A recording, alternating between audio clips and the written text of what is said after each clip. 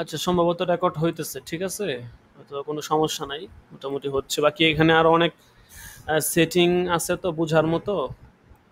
তো ওই সেটিং গুলো আরকি ভালো করে খেয়াল করতে হবে।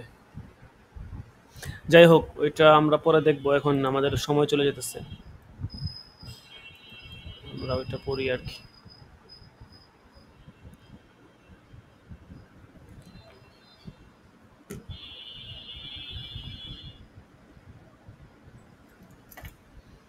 আচ্ছা, আজকে আমাদের সবক হবে সুদ ও ইসলাম ব্যাংকিং কিতাব থেকে। কত নম্বর পৃষ্ঠা? 87 নম্বর পৃষ্ঠা আরকি। এখান থেকে সার্চ, এখানে মনে হয় পৃষ্ঠা নাম্বার সার্চ করে নাকি কে জানে।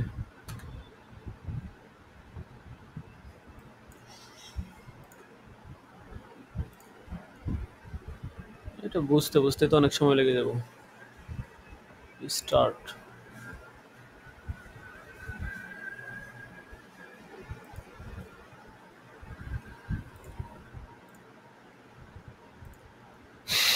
আচ্ছা দেখেন, এখানে অনেক অপশন দেখছেন আর কি। এটা ভালো করে বুঝতে হবে। পরে দেখা যাবে না।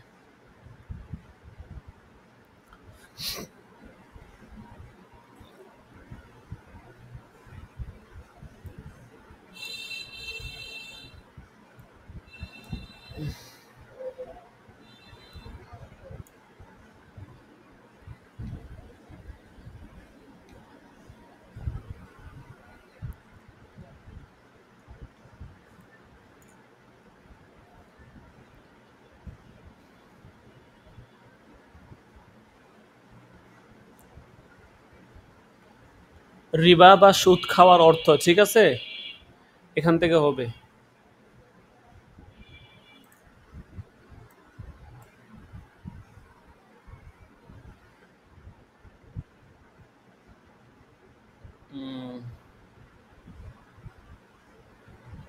এখানে প্রচুর পরিমাণে অপশন দেখছেন, মানে এটা হচ্ছে আপনার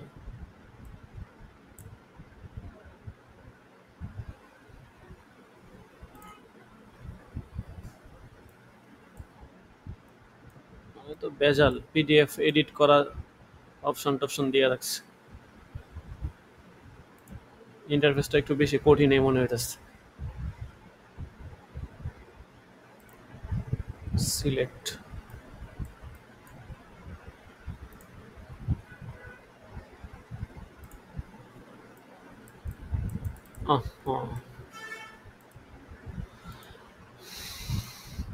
পুরা পেজে সিলেক্ট হয়ে যায়। সিলেক্ট। আচ্ছা দেখেন, বিসমিল্লাহির রহমানির রহিম। এগুলো পরে দেখা যাবে, আমরা সবক পড়ি। রিবা বা সুদ খাওয়ার অর্থ, ঠিক আছে? ইসলামে সুদ খাওয়া মানে কি? পবিত্র কোরআন ও হাদিসে রিবা, সুদ খাওয়া এবং খাওয়ানোকে হারাম অর্থাৎ নিষিদ্ধ ঘোষণা করা হয়েছে। সুদ সম্পর্কে যে আরবি শব্দটি ব্যবহার করা হচ্ছে অর্থ হচ্ছে খাওয়া। যেমন আল্লাযীনা ইয়াকুলুন রিবা, যারা সুদ খায়। ঠিক আছে? কই চলে গেল আবার?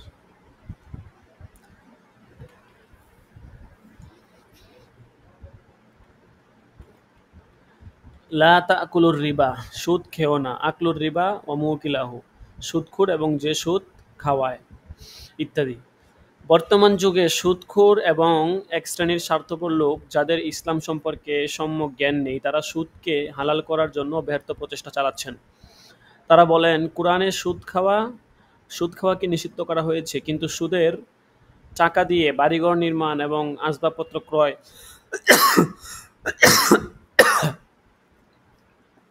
এবং অন্যান্য কাজে ব্যবহার করা নিষিদ্ধ নয়। আসলে পবিত্র কুরআন ও হাদিসে সুদ খাওয়ার নিষিদ্ধতা সম্পর্কে যা বলা হয়েছে তার প্রকৃত অর্থ হচ্ছে সুদের সর্বপ্রকার ব্যবহার। আর তা খাওয়ার জন্য ব্যবহার করা হোক, বা ঘর বাড়ি নির্মাণের জন্য ব্যবহার করা হোক, বা আসবাবপত্র ক্রয়ের জন্য ব্যবহার করা হোক, বা পোশাক পরিচ্ছদের জন্য ব্যবহার করা হোক। পবিত্র কোরআন ও হাদিসে সুদ ব্যবহার শব্দটি উল্লেখ না করে সুদ খাওয়া শব্দ ব্যবহার করার কারণ হচ্ছে এই যে অন্যায়ভাবে কারো জিনিস ব্যবহার করার পর সে সম্বন্ধে জ্ঞাত হবার পরে তা মালিকের নিকট ফেরত দেওয়া যায়, কিন্তু কোনো জিনিস খেয়ে ফেলা হলে তা আর ফেরত দেওয়া যায় না। সুদের ব্যাপারটি ঠিক অনুরূপ। সুদের অর্থ ফেরত দেওয়া হবে এ উদ্দেশ্যে কেউ সুদ গ্রহণ করে না, বরং স্থায়ী ভোগ দখলের জন্যই তা গ্রহণ করে। তাই সম্পূর্ণ এবং স্থায়ী ভোগ করার কথা বোঝাতে গিয়ে কুরআন ও হাদিসে আকলুন খাওয়া শব্দটি উল্লেখ করা হয়েছে। এটি ভাষার একটি সাধারণ বাক পদ্ধতি। সুতরাং সুদ খাওয়া অর্থাৎ সুদের সব প্রকার ব্যবহার তথা আসবাবপত্র ক্রয়, ঘরবাড়ি নির্মাণ, পোশাক পরিচ্ছদ ক্রয়, সুদ দেওয়া নেওয়া, সুদের সাক্ষ্য দেওয়া, সুদের দলিল লেখা, সরল সুদ, চক্রবৃদ্ধি সুদ, বাণিজ্যিক সুদ এবং সর্বপ্রকার সুদী লেনদেন ইসলামে সম্পূর্ণরূপে হারাম। কেউ যদি সুদের নাম পরিবর্তন করে সুদকে অন্য কোনো নতুন নামে আখ্যায়িত করে তাহলেও সুদ হালাল হবে না, বরং হারামই। হারামকে হারামই মনে করতে হবে, এটা ইমানের দাবি। এরপরে যে কোরআনে আছে আদআফা মুদাআফা, হ্যাঁ, চক্রবৃদ্ধি হারে সুদ খাওয়া, এইটা বলবে এখানে দেখেন। আইয়ামে জাহিলিয়াতে আরবে রিবা সুদ গ্রহণের বিভিন্ন রীতি প্রচলন ছিল। তাফসিরে মারিফুল কোরআনে মুজাহিদের রওয়ায়াত ক্রমে আরবে সুদ গ্রহণের একটি অন্যতম সাধারণ রীতি সম্পর্কে উল্লেখ আছে যে জাহিল যুগে আরবে একটি নির্দিষ্ট মেয়াদের জন্য সুদের উপর বাকি দেওয়া হতো।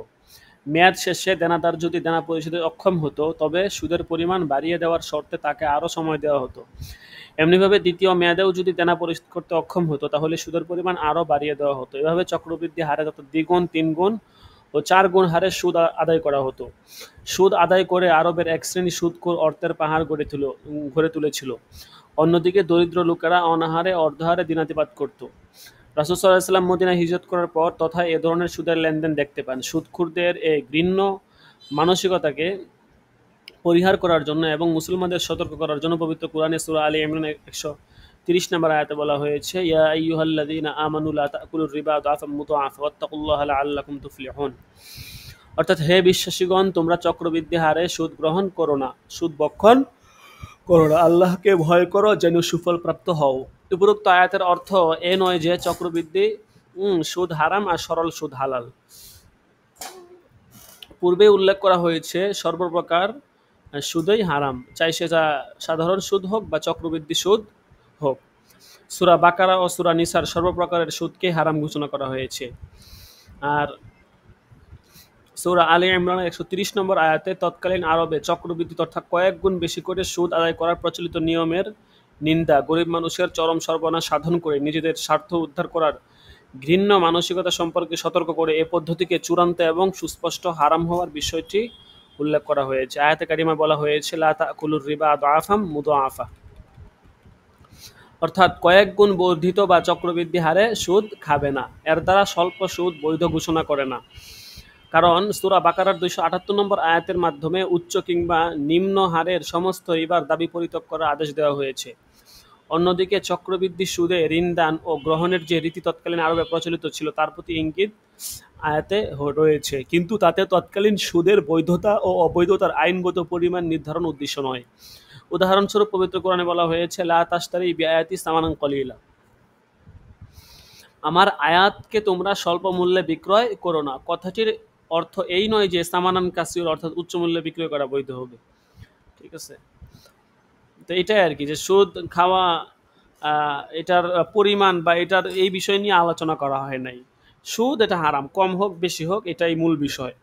তো আমার আয়াতকে কম স্বল্প মূল্যে বিক্রি করো না, এর মানে এই না যে বেশি দামে বিক্রি করা যাবে।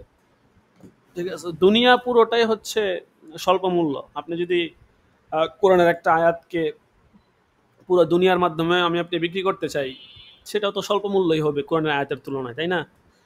ওইটাকেই বলা হয়েছে স্বল্প মূল্যে বিক্রি করো না। রিবা সুদ নিশ্চিহ্ন এবং সাদকা বৃদ্ধির তাৎপর্য।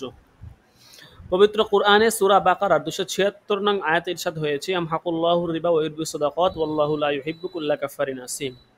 আল্লাহ তাআলা রিবাকে সুদকে নিশ্চিহ্ন করে দেন আর সদকা বৃদ্ধি করেন। আল্লাহ কোনো অবিশ্বাসী পাপীকে ভালোবাসেন না। বাহ্যিকভাবে দেখা যায় সাদকায় মানুষের ধন সম্পদ হ্রাস পায় আর সুদে মানুষের ধন সম্পদ বৃদ্ধি পায়। যেমন কারো যদি ৫০০ টাকা মূলধন থাকে এবং তা হতে ৫০ টাকা সদকা দেয় তাহলে থাকবে মাত্র ৪৫০ টাকা।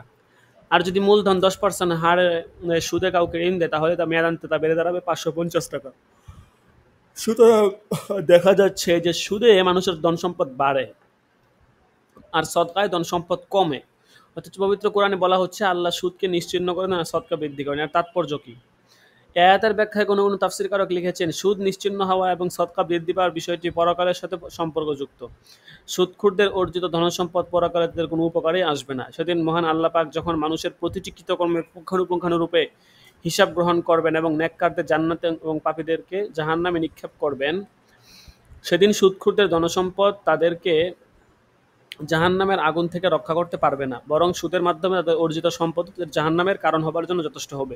সুতরাং যে সম্পদ মানুষের দুসময় উপকারে আসবে না তা প্রকৃতপক্ষে মানুষের জন্য স্থায়ী ও কল্যাণকর সম্পদ নয়। পক্ষান্তরে সাদাকা প্রদানকারীর ধনসম্পদ দুনিয়াতেও বৃদ্ধি লাভ করবে এবং পরকালেও জাহান্নাম থেকে মুক্তি এবং জান্নাত লাভের উপায় হবে। পবিত্র কোরআনে মহান আল্লাহ পাক ইরশাদ করেছেন, মাসালুল লাযিনা ইউনফিকুনা আমওয়ালাহুম ফি সাবিলিল্লাহ কামাসালি হাববাতিন ইলা আখিরিল আয়াহ। যারা নিজেদের ধনসম্পদ আল্লাহর পথে খরচ করে তাদের উদাহরণ হচ্ছে একটি বীজের মতো, যে বীজটি বপন করার পর তা থেকে ৬০টি শীষ বের হয়, আবার এর প্রতিটি শীষে থাকে ১০০ শস্যদানা। আল্লাহ যাকে ইচ্ছা তাকে বিপুল পরিমাণ দান করেন।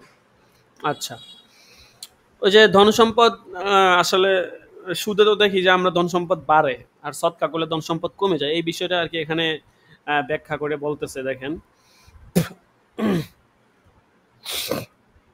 কোরআনে একটা আয়াত দিল আর কি, আয়াত দেওয়ার পরে সেই আয়াত থেকেই ব্যাখ্যা দিতেছে যে উপরোক্ত আয়াতে আল্লাহ পাক একটি উপমা পেশ করে বলেছেন যে যারা আল্লাহর রাস্তায় খরচ করে তাদের উদাহরণ ওই শস্য দানার নেয় যার থেকে ৭টি শীষ উৎপন্ন হয় এবং প্রতিটি শীষে ১০০টি করে দানা থাকে, অর্থাৎ প্রতিটি শস্য দানা ৭০০ গুণ বৃদ্ধি লাভ করে।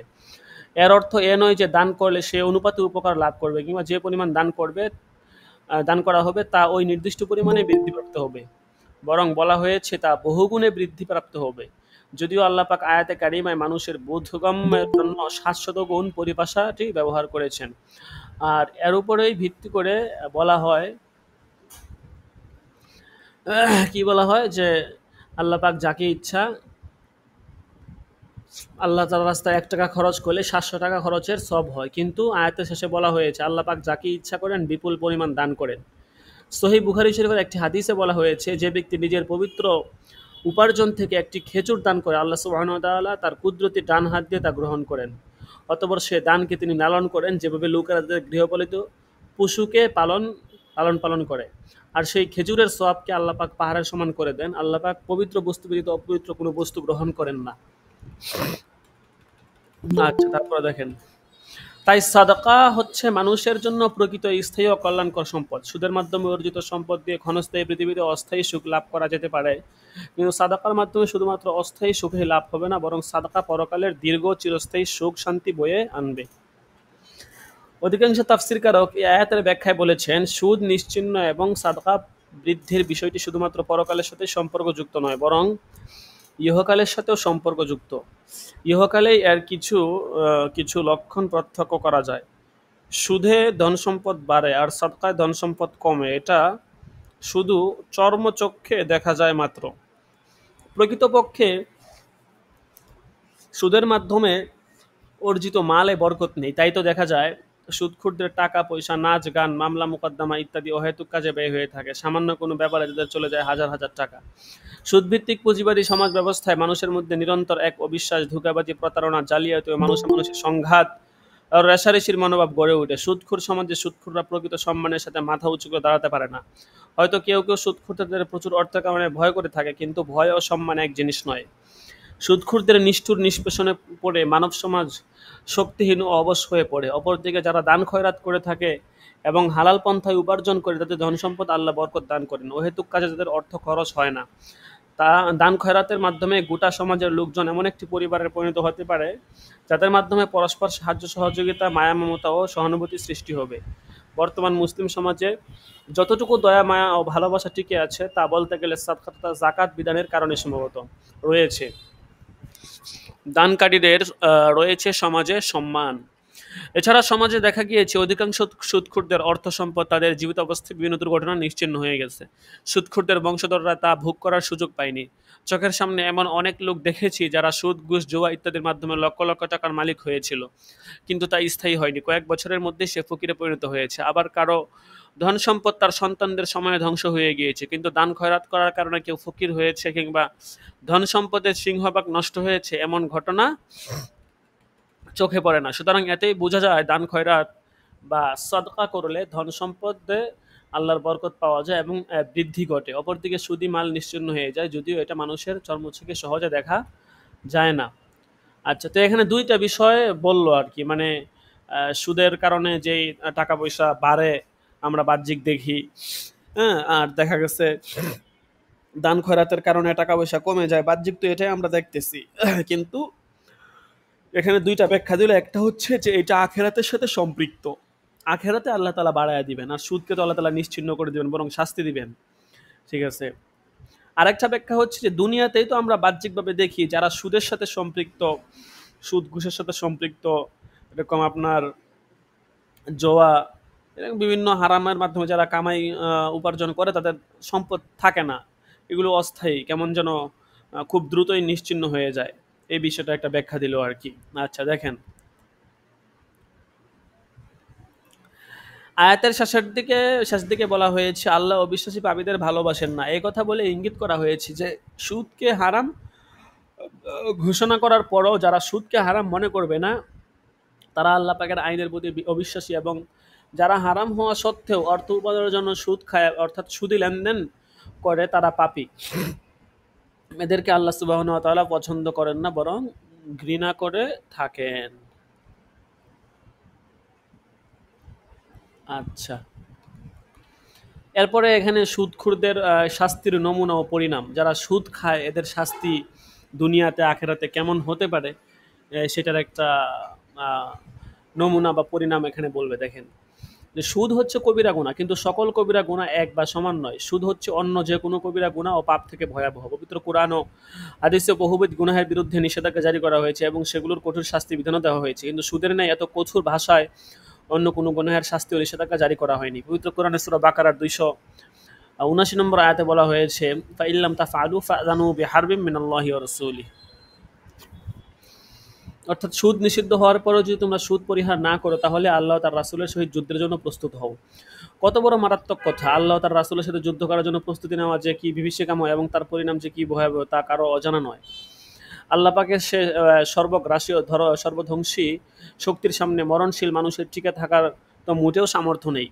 কুফর ছাড়া অন্য কোনো বৃহৎ গুনাহের কারণে পবিত্র কোরআনে এত বড় শাস্তির কথা উচ্চারিত হয়নি। কেউ যদি সুদকে হালাল মনে করে এবং সুদী লেনদেনকে পরিহার না করে তাহলে সে কাফির, অর্থাৎ মুরতাদ, ধর্মত্যাগী হয়ে যায়। আর যদি কেউ সুদকে হালাল মনে করে না বরং হারামই মনে করে কিন্তু অর্থ উপার্জনের উদ্দেশ্যে সুদী লেনদেন পরিহার না করে থাকে, তাহলে এরূপ অবস্থায় ইসলামী সরকার তাকে তওবা করার এবং সুদ পরিহার করতে বাধ্য করবে। আর সে যদি দলবদ্ধ হয়ে ইসলামী সরকারের বিরুদ্ধাচরণ করে তাহলে তার বিরুদ্ধে যুদ্ধ করা ওয়াজিব। আমরা তো হাদিসেও এরকম উদাহরণ পাই, হয়তো বলবে, দেখেন সামনে সূরা বাকারা 275 নং আয়াতে বলা হয়েছে আল্লাযীনা ইয়াকুলুনার রিবা ইলা আখিরিল আয়া, অর্থাৎ যারা সুদ খায় হাসরে তারা দণ্ডায়মান হবে সেই ব্যক্তি নেই যাকে শয়তান স্পর্শ করে উম্মাদ বানিয়ে দিয়েছে। এতে তাদের এই অবস্থার শাস্তির কারণ যে তারা বলে ব্যবসা তো সুদেরই মতো। আয়াতে দণ্ডায়মান অর্থ হচ্ছে হাসরের ময়দানে কবর থেকে উঠা, যা হাদিসে জানা যায়। সুদখোর যখন কবর থেকে উঠবে তখন তারা ওই উম্মাদ বা পাগলের ন্যায় উঠবে যাকে শয়তান দিশেহারা করে দিয়েছে। উপরোক্ত আয়াত থেকে এটাই প্রমাণিত হয় যে সুদখোর ব্যক্তি হাসরের ময়দানে লাঞ্ছিত ও অপদস্থ হবে। আয়াতে কারিমায় সরাসরি একথা বলা হয়নি যে সুদখোররা পরকালে পাগল ব্যক্তির ন্যায় হবে, বরং বলা হয়েছে শয়তান স্পর্শিত পাগল ব্যক্তি ন্যায় পাগল হবে। এর কারণ এটা হতে পারে যে দুনিয়ার পাগল ব্যক্তি মাঝে মাঝে চুপচাপ হয়ে বসে থাকে। কারণ দেখেন কত সুন্দর উদাহরণ দিতেছে, কারোর সাথে কোনো কথা বলে না। পাগলের কখনো কখনো এমন অবস্থা হয় যে ভালো মন্দ সত্য মিথ্যা সুখ দুঃখ ইত্যাদি বোঝার কিংবা উপলব্ধি করার ক্ষমতাও থাকে না। কিন্তু হাসরে সুদখোরদের অবস্থা এমনটি হবে না, তারা দুঃখ কষ্ট অনুভব করতে পারবে এবং তাদের কৃতকর্ম সমূহ সবকিছু উপলব্ধি করতে পারবে। তারা শয়তান কর্তৃক মাতাল করা লোকদের মতো এমনভাবে প্রলাপ বকতে থাকবে যে তাদের কাণ্ড কীর্তির দ্বারা সবাই তাদেরকে চিনতে পারবে এবং বুঝতে পারবে যে তারা সুদখোর। এভাবে তাদেরকে হাসরের ময়দানে কুচি কুচি মানুষের সামনে লাঞ্ছিত, অপমানিত, অপদস্থ করা হবে। কারো কারো মতে আয়াতের অর্থ কেবল পরকালের সাথে সম্পৃক্ত নয়, বরং দুনিয়ার সাথেও সম্পৃক্ত। দুনিয়াতেও সুদখোর ব্যক্তিরা সমাজে মাথা উঁচু করে দাঁড়াতে পারে না। লোকেরা সুদখোরদের অর্থের কারণে ভয় করতে পারে, কিন্তু অন্তরস্থল থেকে সম্মান করে না। বাস্তবেও তাই দেখা যায়। যেমন পবিত্র কোরআনে বলা হয়েছে, ওয়ামান আদা ফাউলাইকা আসহাবুন নার হুম ফিহা খালিদুন, অর্থাৎ আমার এই বিধিবিধান অবতীর্ণ হবার পরেও যারা সুদী লেনদেন করবে তারা জাহান্নামের অধিবাসী হবে এবং সেখানে তারা চিরদিন থাকবে। হাদিসে বলা হয়েছে সুদখোরদের প্যাচ বিষাক্ত সর্পে ভরপুর থাকবে, আর সর্পগুলোর বিষাক্ত দংশনে তারা চিৎকার করতে থাকবে। সুদখোর জান্নাতে প্রবেশ করবে না, তারা অভিশপ্ত। হযরত আবু হুরায়রা থেকে বর্ণিত, রাসূল সাল্লাল্লাহু আলাইহি ওয়াসাল্লাম বলেছেন, মিরাজ রজনীতে আমি সপ্তম আকাশে পৌঁছে যখন উপরের দিকে তাকালাম, তখন বজ্রধ্বনি, বিদ্যুৎ ও গর্জন শুনতে পেলাম। অতঃপর আমি এমন এক সম্প্রদায়ের নিকট পৌঁছালাম যাদের পেটে ছিল একটি ঘরের ন্যায় বিস্তৃত পেট ছিল, আর কি, পেটটা ঘরের মতো বড় ছিল। তাদের পেট ছিল সর্পে ভরপুর। সর্পগুলো বাহির থেকে দেখা যাচ্ছিল। আমি জিজ্ঞাসা করলাম, হে জিবরাইল, তারা কারা? তিনি উত্তর করলেন, তারা হলো সুদখোর সম্প্রদায়। ইমাম বাইহাকি, ইবনে আবি হাতিম ও ইবনে জারির হযরত আবু সাঈদ খুদরি থেকে বর্ণনা করেছেন, রাসূল সাল্লাল্লাহু আলাইহি ওয়াসাল্লাম বলেছেন, মিরাজ রজনীতে আমাকে যখন নিয়ে যাওয়া হয় তখন এমন একদল লোকের নিকট দিয়ে যাচ্ছিলাম যাদের পেট ছিল একটি ঘরের ন্যায় প্রকাণ্ড। এ প্রকাণ্ড পেট নিয়ে তারা ভালোভাবে চলাফেরা করতে পারছে না। তারা পথ চলতে গিয়ে নিজেদের পথ ছেড়ে অন্য পথে চলে যাচ্ছিল, যে পথ দিয়ে পাপিষ্ঠ ফেরাউন ও তার অনুসারীদেরকে সকাল বিকাল জাহান্নামের নিকট নেওয়া হয়। ওই লোকগুলি এক একবার সেই উপর চলে আসে এবং নির্বোধ ও শ্রবণ শক্তিহীন বিপদগামী উটের মতো চলতে থাকে। লোকগুলি যখন জানতে পারে যে ফেরাউন ও তার অনুসারীদেরকে আনা হচ্ছে, তখন তারা তাড়াহুড়া করে পালাতে চায়, কিন্তু পেটের কারণে তার রাস্তা থেকে সরে যেতে পারে না। ফলে ফিরআউন ও তার অনুসারীরা এসে তাদের উপর চড়াও হয় এবং একবার পিছনের দিকে ও আরেকবার সামনের দিকে ঠেলে নিয়ে যায়। রাসূল সাল্লাল্লাহু আলাইহি ওয়াসাল্লাম বলেন, আমি জিজ্ঞাসা করলাম, জিবরাইল, এরা কারা? উত্তরে তিনি বলেন, তারা সুদখোর, যারা শয়তানের স্পর্শে উন্মাদ হয়ে যাওয়ার লোকের মতো চলে। কিয়ামত পর্যন্ত এরা এভাবে শাস্তি ভোগ করতে থাকবে। নাউজুবিল্লাহ মিন যালিক। আচ্ছা, বুখারী শরীফে এক দীর্ঘ হাদিসে বর্ণিত আছে যে সুদখোর ব্যক্তি মৃত্যুর পর কিয়ামত পর্যন্ত রক্তে পরিপূর্ণ লাল নদীতে সাঁতার কেটে আযাব ভোগ করতে থাকবে এবং তাকে আগুনের পাথর গিলানো হতে থাকবে। ওই নদী হচ্ছে তার দুনিয়ার উপার্জিত হারাম সম্পদ, যার মধ্যে তাকে হাবুডুবু খেতে বাধ্য করা হবে। আর যে আগুনের পাথর তাকে গিলানো হবে তা হলো তার হারাম খাদ্য খাওয়ার শাস্তি। কিয়ামত পর্যন্ত তাকে এই শাস্তি দেওয়া হবে এবং সেই সাথে তার উপর আল্লাহর লানত বর্ষিত হতে থাকবে। উপরোক্ত হাদিস সমূহে রাসূল সাল্লাল্লাহু আলাইহি ওয়াসাল্লাম মানুষের বোধগম্যের জন্য সুদখোরদের শাস্তির কয়েকটি নমুনা মাত্র উল্লেখ করেছেন, যা আল্লাহ পাক তাকে দেখিয়েছেন। কিন্তু এই শাস্তির পরিণাম যে কতটা ভয়াবহ হবে এবং চূড়ান্ত ফয়সালা আল্লাহ পাকের তাদের জন্য কি ভয়াবহ ব্যবস্থা নেবেন তা কেবলমাত্র আল্লাহ পাকই ভালো জানেন। সুদখোররা আহ, হচ্ছে আল্লাহ তাআলা ও তার রাসূলের অভিশপ্ত। এখন প্রশ্ন থেকে যায়, সুদখোরদের এত ভয়াবহ শাস্তির কারণ কি? সুদখোরদের শাস্তির কথা কিন্তু আসলে অনেক কঠিন। কোরআন শরীফে ঘুষখোরদের ব্যাপারে যেই ঘোষণা দেওয়া হয়েছে যে ফাজানু বিহারবিম মিনাল্লাহি রাসূলি, অন্য কোনো গুনাহ সম্পর্কে কিন্তু জিনা বলেন, ব্যভিচার বলেন, চুরি ডাকাতি রাহাজানি ছিনতাই বলেন, এগুলো সম্পর্কে কিন্তু এত বড় একটা ধমকি বা এই জাতীয় কোনো ঘোষণা কিন্তু আসে নাই। যুদ্ধের ঘোষণা আসছে, অন্য কোনো গুনাহ সম্পর্কে দেখাতে পারবেন আসে নাই। কিন্তু সুদ সম্পর্কে যুদ্ধের ঘোষণা আসছে, যে আল্লাহ এবং তার রাসূলের সাথে যুদ্ধের জন্য প্রস্তুতি নাও। তো এটা কিন্তু আসলেই খুব মারাত্মক। এখন প্রশ্ন হচ্ছে যে সুদখোরদের এত ভয়াবহ শাস্তির কারণ কি? মুফাসসিরিন, মুহাদ্দিসিন, ফুকাহায়ে কেরামগণ কোরআন ও হাদিসের ভিত্তিতে অনুসন্ধান করে সুদখোরদের ভয়াবহ শাস্তির কতিপয় কারণ উল্লেখ করেছেন, যার কয়েকটি নিম্নে উল্লেখ করা হলো। আচ্ছা, এখানে হচ্ছে তাদের শাস্তির কিছু কারণ বলবে। আচ্ছা, 95 এই পৃষ্ঠাটা শেষ করে ফেলি। সুদখোরদের শাস্তির কারণ। ইতিপূর্বে সুদখোরদের ভয়াবহ ও লাঞ্ছনাময় শাস্তির কথা উল্লেখ করা হয়েছে, কিন্তু তাদের এত সব শাস্তির পিছনে যে সম্ভাবনাময় কারণগুলো থাকতে পারে তা নিম্নরূপ। অনেক কঠিন কঠিন হাদিস আছে, অনেক ভয়াবহ, তা তাদের সম্পর্কে আপনারা জানতে পারলেন। তো আসলে কারণ কি? সুদ খায় এটা তো ঠিক আছে, কিন্তু আসলে মৌলিক কারণগুলো কি কি দেখেন, যে কয়েকটা কারণ এখানে বলবে। এক নাম্বার, তারা সুদ অর্থাৎ হারাম বক্ষণ করে। ঠিক আছে, তারা উপরন্তু তারা হারামকে হালাল মনে করে। তারা বলে ব্যবসা তো সুদেরই মতো, অর্থাৎ তারা সুদকে ব্যবসা বলে দাবি করে। সুতরাং লেনদেন সরাসরি আল্লাহ তার রাসূলের সাথে যুদ্ধ করার শামিল। সুতরাং যে ব্যক্তি আল্লাহ তার রাসূলের সাথে যুদ্ধ করে তার কঠিন শাস্তি হওয়াটাই তো স্বাভাবিক। সুদী লেনদেন নিজ মাথার সাথে ব্যভিচারে লিপ্ত হবার শামিল। সুদখোর ব্যক্তি অর্থের লোভে এমন বিভোর হয়ে পড়ে যে অসহায় ও দরিদ্র জনগণের কষ্ট দেখে তাদের হৃদয়ে সামান্য দয়া ও সহানুভূতির উদ্রেক হয় না।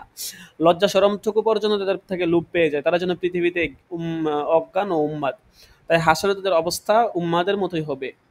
সুদখোর ব্যক্তিরা কেবলমাত্র ব্যক্তি স্বার্থের জন্যই পাগল থাকে। আল্লাহর বান্দাদের প্রতি তারা কোনো দায়িত্ব পালন করে না। সুদখোরদের দ্বারা সমাজ ও জাতি প্রকৃতপক্ষে কোনো উপকৃত হয় না। তারা এই ক্ষুদাই বিধানের বিরুদ্ধাচরণ করে। সুদখোর মুসলমানদের সাথে তিরস্কারমূলক উক্তি করে। আচ্ছা, এখানে কয়েকটা কারণ বললো আর কি। তো যাই হোক, ইনশাল্লাহ সামনের সবক থেকে আমরা সুদ থেকে তওবাকারীদের পূর্ব অর্জিত সম্পদ ও তওবা, এখান থেকে ইনশাল্লাহ আমরা পড়বো। ঠিক আছে।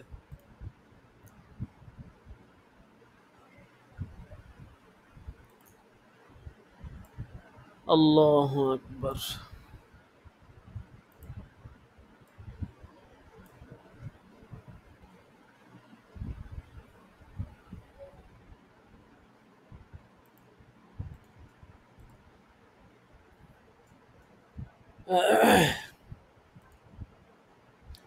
আপনাদেরকে যে তামরিনের ভিডিওটা দেওয়া হয়েছে, আশা করি ভিডিওটা সকলেই দেখছেন। যদি কেউ দেখে না থাকেন, অনেকে জিজ্ঞেস করে যে তামরিন কিভাবে লিখবো। গ্রুপে একটা ভিডিও দেওয়া হয়েছে, ইউটিউবে আছে ভিডিওটা, ওয়েবসাইটে আছে, ওয়েবসাইট থেকে দেখে নেবেন। যদি ভিডিওটা দেখে না থাকেন তাহলে ওটা দেখে নেবেন। ওখানে কিন্তু প্রায় 50 মিনিট ভিডিও, ভিডিওটা অনেক লং হয়ে গেছে। ওখানে বিস্তারিত বলার চেষ্টা করছি যে তামরিনটা আসলে কীভাবে লিখবেন। ওখানে আসলে যেই পদ্ধতিটা দেখানো হয়েছে এটা হচ্ছে একটা ইমার্জেন্সি পদ্ধতি, বুঝতে পারছেন? মানে এটা হচ্ছে একটা দায়সারা পদ্ধতি আর কি। দেখা গেছে এখন পরীক্ষায় নাম্বার করার জন্য তামরিন তো লিখতে হবে, তামরিন ছাড়া তো আপনার না আপনি নাম্বার পাবেন না। ঠিক আছে, মানে দায়সারা পদ্ধতি দেখানো হয়েছে আর কি। এরপরে শেষের দিকে কিন্তু আমি কিছু এবারও তাহকিক করার চেষ্টা করছিলাম, কিন্তু ওইটা কিন্তু পারি নাই পুরোপুরি। তো সবচেয়ে বড় বিষয় হচ্ছে যে এবারত তাহকিক করে নিজের মতো করে লেখা আর কি। মানে এবারত তো আপনি পাবেনই, ঠিক আছে। দেখা গেছে কিতাবাদি তো এবারত অবশ্যই আছে, কিন্তু ওখান থেকে যে এবারতগুলো আপনি গুগল থেকে সার্চ করে পাবেন সেগুলো কিতাবাদি দেখে আছে কিনা, আসলে কোন মাক্তাবায় আছে, কোন কিতাবে আছে, কত খণ্ডে আছে, এই বিষয়টা তাহকিক করে লেখা আর কি। আর তাহকিক না করে দেখা গেছে দায়সারা লেখা হবে আর কি। তো যারা তামরিন লেখা নিয়ে সমস্যায় পড়তেছেন, দেখেন বারবার বলতেছি, আপনারাই কিন্তু ভোট দিচ্ছেন 100 তামরিনের পক্ষে, আপনারাই ভোট দিচ্ছেন। আমার কিন্তু ইচ্ছা ছিল না 100 তামরিন, আপনারা মাশাল্লাহ আগ্রহ নিয়ে ভোট দিচ্ছেন 100 তামরিনের পক্ষে, সমস্যা তো নাই, ভোট দিচ্ছেন। এখন 80 তামরিন আমার ইচ্ছা ছিল 80টা করানোর, যেহেতু প্রথম বছরে তো কিছু তামরিন হয়ই না, অল্প কিছু হয়েছে। দ্বিতীয় বছরে 40, তৃতীয় বছরে 60, এই বছর যে চতুর্থ বছর ইচ্ছা ছিল 80 বা 100। তো আপনাদের আগ্রহ দেখলাম খুব বেশি মাশাল্লাহ, এই জন্য 100 সিদ্ধান্ত হয়েছে। আশা করি এটা পরিবর্তন হবে না। এই জন্য এখানে আপনাদেরকে অলরেডি কিন্তু তামরিন 22 তারিখ তামরিন দেওয়া হয়েছে, মানে 22 তারিখ পর্যন্ত তামরিন আপনারা পেয়ে গেছেন। আজকে মাত্র 18 তারিখ, 4 দিন আগের তামরিন দেওয়া হয়েছে। 12টা তামরিন চলে গেছে, 28টা পর্যন্ত তামরিন হচ্ছে নিয়মিত তামরিন যাবে। আর 29 এবং 30 নাম্বার তামরিনটা এটা হবে পরীক্ষার জন্য তামরিন। ঠিক আছে, পরীক্ষার তামরিন আর কি। তো এই 30টা তামরিন প্রথম সেমিস্টার পরীক্ষার নেসাব, বুঝতে পারছেন? আর এই 30টা তামরিন যে যত দ্রুত পারেন লিখে, আমি দেখি কালকের মধ্যে আরও 5-10টা তামরিন দিয়ে দিব। এই 30টা তামরিন যে যত পারেন দ্রুত লিখে, যারা চান যে আমার তামরিনগুলো ঠিকঠাক হোক, আমার এই তামরিনগুলো মানে উস্তাদ যারা দেখে দেখে দেখে দেখে দিক, তাসহি করে দিক, যারা এটা চান তারা হচ্ছে অবশ্যই তামরিনগুলো আমাদের কাছে পাঠিয়ে দিবেন। আমরা ঠিকানা দিব, কুরিয়ার করে পাঠিয়ে দিলে এই তামরিনগুলো আমরা দেখে দিব। সবার জন্য পাঠানো, যদি পাঠিয়ে দেন লিখে, তাহলে পরীক্ষা মনে করেন ইনশাল্লাহ আপনি নাম্বার 100 থেকে 98-95 পেয়ে যাবেন কনফার্ম, যদি আপনি তামরিনগুলো লিখে পাঠিয়ে দেন সম্পাদনার জন্য। আর যদি তামরিন লিখছেন কিন্তু সম্পাদনার জন্য না পাঠান, সেই ক্ষেত্রেও কিন্তু নাম্বার পাবেন, কিন্তু 90 পাবেন কিনা সন্দেহ, হয়তো 80, 85, 88 এরকম পেতে পারেন। হুম। আর দেখা গেছে অনেকেই তামরিন লেখেন দলিলাদিল্লা, বাংলা দলিলাদিল্লা দিয়ে রাখেন, কিতাবাদির নাম লিখে দেয়, মানে কোরআন শরীফে এত নাম্বার আয়াত, অমুক কিতাবে এত নাম্বার পৃষ্ঠা, এইগুলো কিন্তু গ্রহণযোগ্য না। আপনার আরবি কিতাবের এবারত দিতে হবে। হ্যাঁ, ফতোয়া স্বামীতে আছে, ফতোয়া স্বামীতে কোন জায়গায় আছে, কত খণ্ডে আছে, কোন এবারত, এইরকম দেওয়া লাগবে। এবারত উল্লেখ করতে হবে। ঠিক আছে? বিশেষ কিছু তামরিন আছে যেগুলোর ক্ষেত্রে এবারতগুলো পরে উল্লেখ করলেও চলে। তো সেইটা ইনশাল্লাহ সেটা নিয়ে আরেকদিন আলোচনা করব। ওটা একটা আপনাদেরকে প্র্যাকটিক্যালি দেখায় দিব যে কোন তামরিনের ক্ষেত্রে মানে এবারত উল্লেখ না করে প্রবন্ধ আকারে লেখা যায়। পরীক্ষার জন্য আমরা কিছু তামরিন দিয়ে থাকি অনেক সময়। আহ, ওই তামরিনগুলো হচ্ছে আপনার অনেকটা প্রবন্ধ টাইপের হয়ে থাকে আর কি। ওইটা আমরা পরীক্ষার সময় দেখায় দিব। আর ওয়েবসাইটে অনেক আপডেট দেওয়া হয়েছে, প্রতিনিয়ত ওয়েবসাইটের কাজ চলতেছে। আপনারা ওয়েবসাইটে ঢুকে কিতাবাদি দেওয়া আছে 20টা। যদি কেউ 20টা কিতাবাদি ডাউনলোড করে থাকেন আমাকে বলতে পারেন। হ্যাঁ, কেউ মনে হয় করেন নাই। অনেক সময় লাগে যদিও, কিন্তু কিতাবাদিগুলো ডাউনলোড করে নিলে আপনার পড়তে সুবিধা। ডাউনলোড করে রাখলে ডাউনলোডের সিস্টেমটা করে নেয়। তারপরে ইনশাল্লাহ আমরা আরো কিতাবাদি দিয়ে দিব। লেখায় তো রামদুল লেখা আচ্ছা, ফতুয়া ডাউনলোডের উসমানী। সিস্টেমটা যদি আর একটু সহজ করে দিলে ভালো হয়।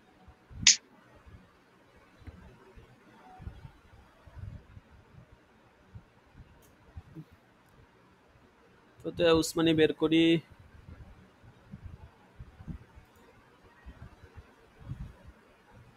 ফতুয়া উসমানী আজকে হবে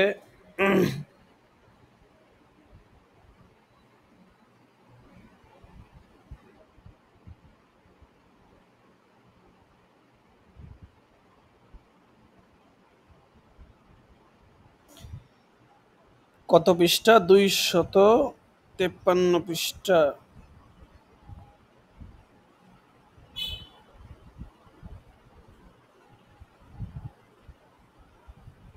কোরআনে কারিমের তরজমা ও তাফসির প্রসঙ্গ।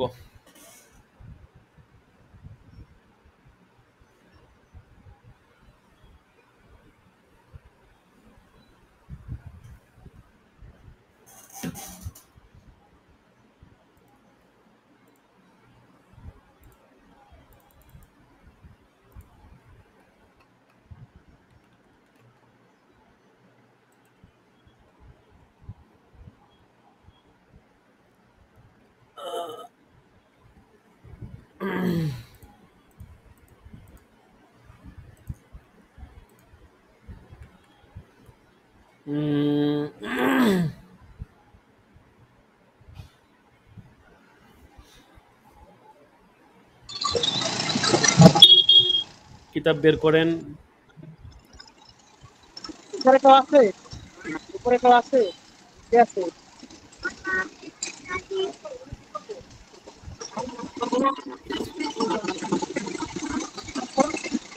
এখানে কিছু কিছু অধ্যায় আমাদেরকে বাদ দিতে হবে, বুঝতে পারছেন?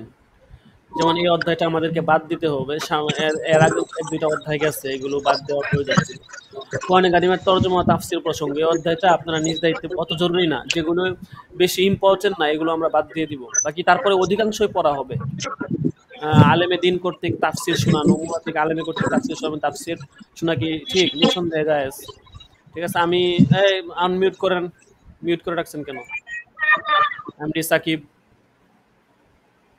আচ্ছা, তারপরে আমি এটা সংক্ষেপে বলে দিতেছি এই অধ্যায়টা, এরপরে অধ্যায়টাকে আমরা পড়ব। কিয়ামতের সময় নির্ধারণ প্রসঙ্গে কোরআনের আয়াতের উপর একটি প্রশ্ন ও তার উত্তর। এগুলো তাফসির সম্পর্কে বিষয় আর কি।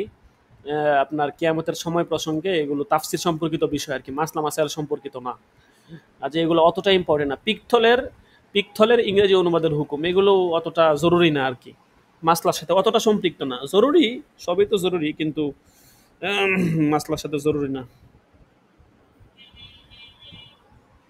তাফসিরে মারিফুল কোরআনে ইল্লা কুন্না আলাইকুম শুহুদা আয়াতের তরজমা বিশ্লেষণ। এই বছর তো আমরা তাফসিরের কোর্সটা আসলে ইফতার দিকে মনোনিবেশ করতে গিয়ে দেখা গেছে ইফতার মোটামুটি ভালো আলহামদুলিল্লাহ চলতেছে। তাফসিরের কোর্সটা আমরা কন্টিনিউ করতে পারি নাই, কারণ ছাত্র কিছু ছিল কিন্তু আনএক্টিভ স্টুডেন্ট বেশি, যার কারণে আমরা কোর্সটা আপাতত স্টপ রাখছি। অথচ কোর্সটা কিন্তু সাজানো হয়েছে অনেক সুন্দর করে।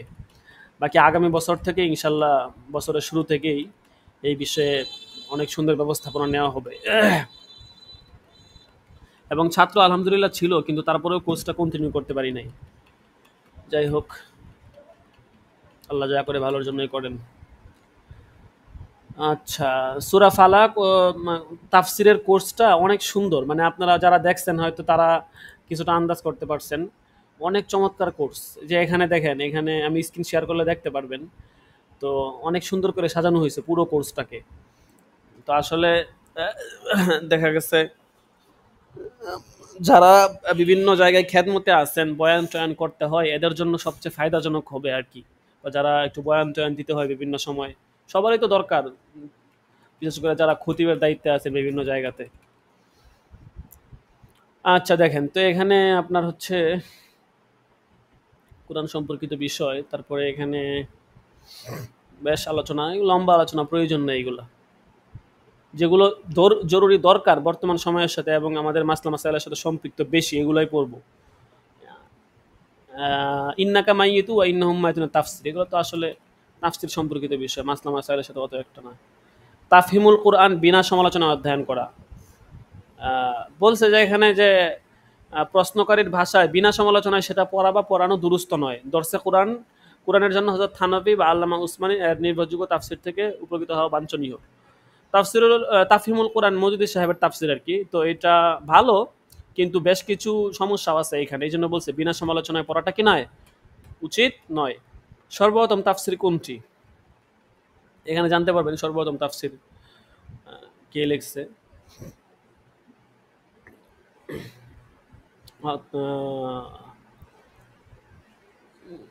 হযরত দাউদের কাহিনীতে জনাব মওদুদীর আউরিয়ার কাহিনী উল্লেখ প্রসঙ্গ, অত জরুরি না এগুলা। ওয়াল কানিতিনা ওয়াল কানিতাতের মধ্যে কেরাত শব্দের কুনুত শব্দের অর্থ নির্ণয় করা প্রয়োজন নেই। আপনারা যাদের প্রয়োজন তারা ইনশাআল্লাহ মুতালা করে নিয়েন। বাকি যেগুলো খুব বেশি জরুরি এবং যেগুলো পড়ার দ্বারা ফায়দা বেশি হবে এবং মহল্লে ইমতিহান যেগুলো, এগুলোই আর কি আমরা পড়াবো। ঠিক আছে, বিগত সবকেও অনেকগুলো এরকম গেছে যেগুলো অত জরুরি ছিল না, তারপরেও আপনারা কষ্ট করে পড়ছেন, এই জন্য জাযাকুমুল্লাহ। ওহী সম্পর্কে মারিফুল কোরআনের ভূমিকার একটি আবারত বিশ্লেষণ। ভাবছিলাম পুরোটা পড়াবো একদম এ টু জেড, কিন্তু এটা সম্ভব না। ঠিক আছে,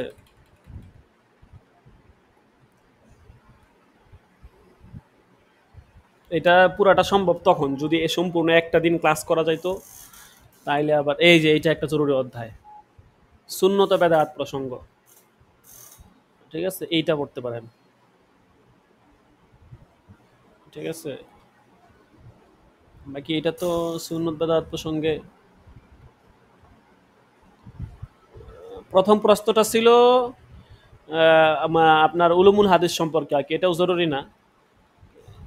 মুরসাল হাদিসের প্রমাণের ব্যাপারে হানাফিদের অবস্থান, এটা অত জরুরি না। মান জাদ্দাদা কবরন ওয়া মাসালা মিসালান, হাদিস কিনা, এটা হাদিস কিনা জানতে চাইছে। লেখছে যে এরকম ভাষ্যের কোনো হাদিস আমাদের জানা নেই, হাদিসের কিতাবগুলোতে অনুসন্ধান করে পাওয়া গেল না। আপনি যে কিতাব পড়েছেন তার বিস্তারিত অর্থ লিখে পাঠালে কিছু বলা যেতে পারে। হাদিসের সনদে না শব্দের মতলব, না দ্বারা হাদ্দাসানা উদ্দেশ্য, এটা না জানার কিছু নাই। হিন্দুস্তান থেকে আনন্দদায়ক হাওয়া আসা সম্পর্কিত হাদিসের তাহকিক, এটিও পড়া যায়। দেখেন, আচ্ছা তাহলে একজনে পড়া শুরু করেন, আর যেটা পড়া আপনারা যিনি পড়বেন উনি পড়তে থাকবেন। যেটা পড়া জরুরি না বা যেটা মনে করেন যে পড়ার দরকার নাই, সেটা আমি না করে দিব যে এটা পড়ার দরকার নাই। ঠিক আছে, আর বাকিগুলো পড়তে থাকেন। যেটা পড়া লাগবে না সেটা আমি বলবো যে এটা পড়ার দরকার নাই। আচ্ছা তাহলে একজনে পড়েন, বিসমিল্লাহির রহমানির রহিম বলে একজনে পড়া শুরু করেন।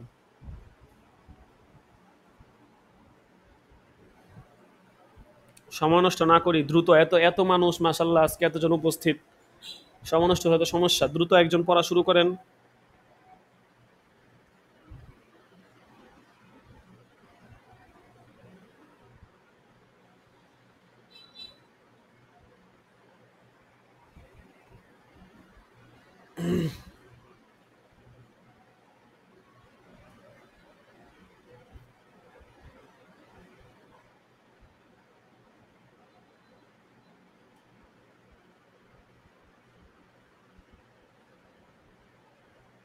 আরে বাবা, কেউ নাই পড়ার?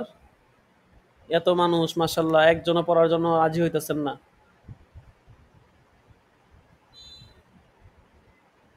হ্যাঁ, আমি কি নাম বলবো নাকি? হুম, আপনারা যদি নিচ থেকে না পড়েন, অনেকে ভয়ে চলে যেতেছে এখন। যদি নিচ থেকে না পড়েন তাহলে তো আমার নামই বলা লাগবে।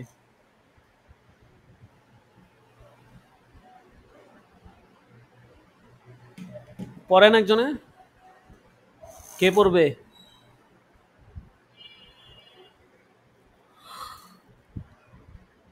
পঁচিশ নম্বর দাখিলা আবু বকর সিদ্দিক সাহেব আছেন? পড়েন আবু বকর সিদ্দিক সাহেব। আমি কিন্তু নাম বলবো, আপনি কিছুক্ষণ পড়েন, তারপরে অন্য আরেকজন পড়বে। উস্তাদ আমি তো একটু বাহিরে ছিলাম গাড়িতে। ও আপনি গাড়িতে? আচ্ছা ঠিক আছে, কি আর করার। হ্যাঁ, তাহলে কে পড়বে? কে পড়বে? স্বেচ্ছায় একজন রাজি হয়ে যান, আর নাহলে আমি নাম বলতেছি। উস্তাদ কে জি পড়বে? আমি খাবার খাচ্ছি, আবার আমার কাছে কিতাবও নেই, না হলে আমি শরীফ এখনো হুসাইন কে নিয়ে পড়বেন নাকি?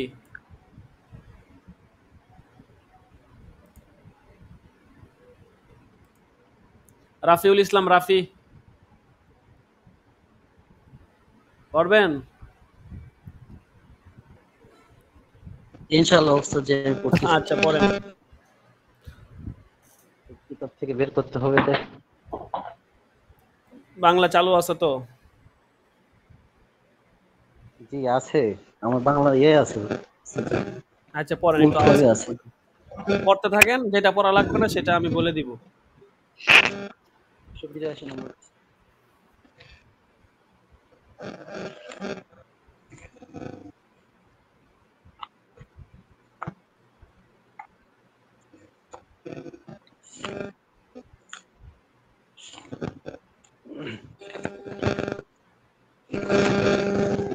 উস্তাদ জি কয় নম্বর পৃষ্ঠা থেকে হবে? এই যে আমি তো স্ক্রিন শেয়ার করে রাখছি, দেখেন 282 নাম্বার পৃষ্ঠা। 282 নাম্বার পৃষ্ঠা। 291 নাম্বার পৃষ্ঠা আর কি, পিডিএফ এর 291 নাম্বার পৃষ্ঠা। পিডিএফ কিতাবের বা এমনি মেইন কিতাব বলেন, পিডিএফ পিডিএফ কিতাবই বলেন, 291 নাম্বার পিডিএফ পৃষ্ঠা কিতাবে লেখা ফতোয়া উসমানী 291। 292 দেখা যাচ্ছে উস্তাদ জি। 291 পাইছেন? না 282। হ্যাঁ, 282 গেলে উপরে লেখা থাকবে 291, কিতাবের মধ্যে লেখা থাকবে 291।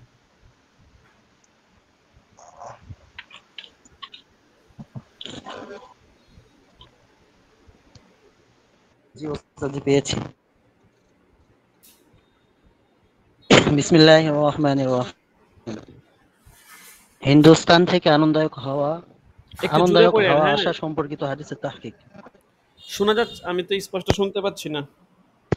আচ্ছা আমি এখানে বসবো। এই সাইডে।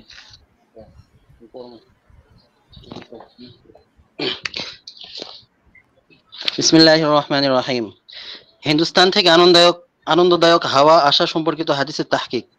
সওয়াল: এমন বিষয়বস্তু সম্বলিত কোনো হাদিস শরীফ কি আছে যে হুজুর আকরাম সাল্লাল্লাহু আলাইহি সাল্লাম বলেছেন হিন্দুস্তান থেকে এমন আনন্দদায়ক হাওয়া আসছে, অথবা এই বিষয়বস্তুর যে আমার বুকটা ভরে যাচ্ছে এবং আমার আনন্দ অনুভূত হচ্ছে, অথবা এমন বিষয়বস্তু যে হিন্দুস্তানের লোকেরা আমার প্রিয়, কারণ তারা আমাকে না দেখে ঈমান আনবে? জবাব: এমন বিষয়বস্তুর কোনো হাদিস অধমের এলেমে নেই।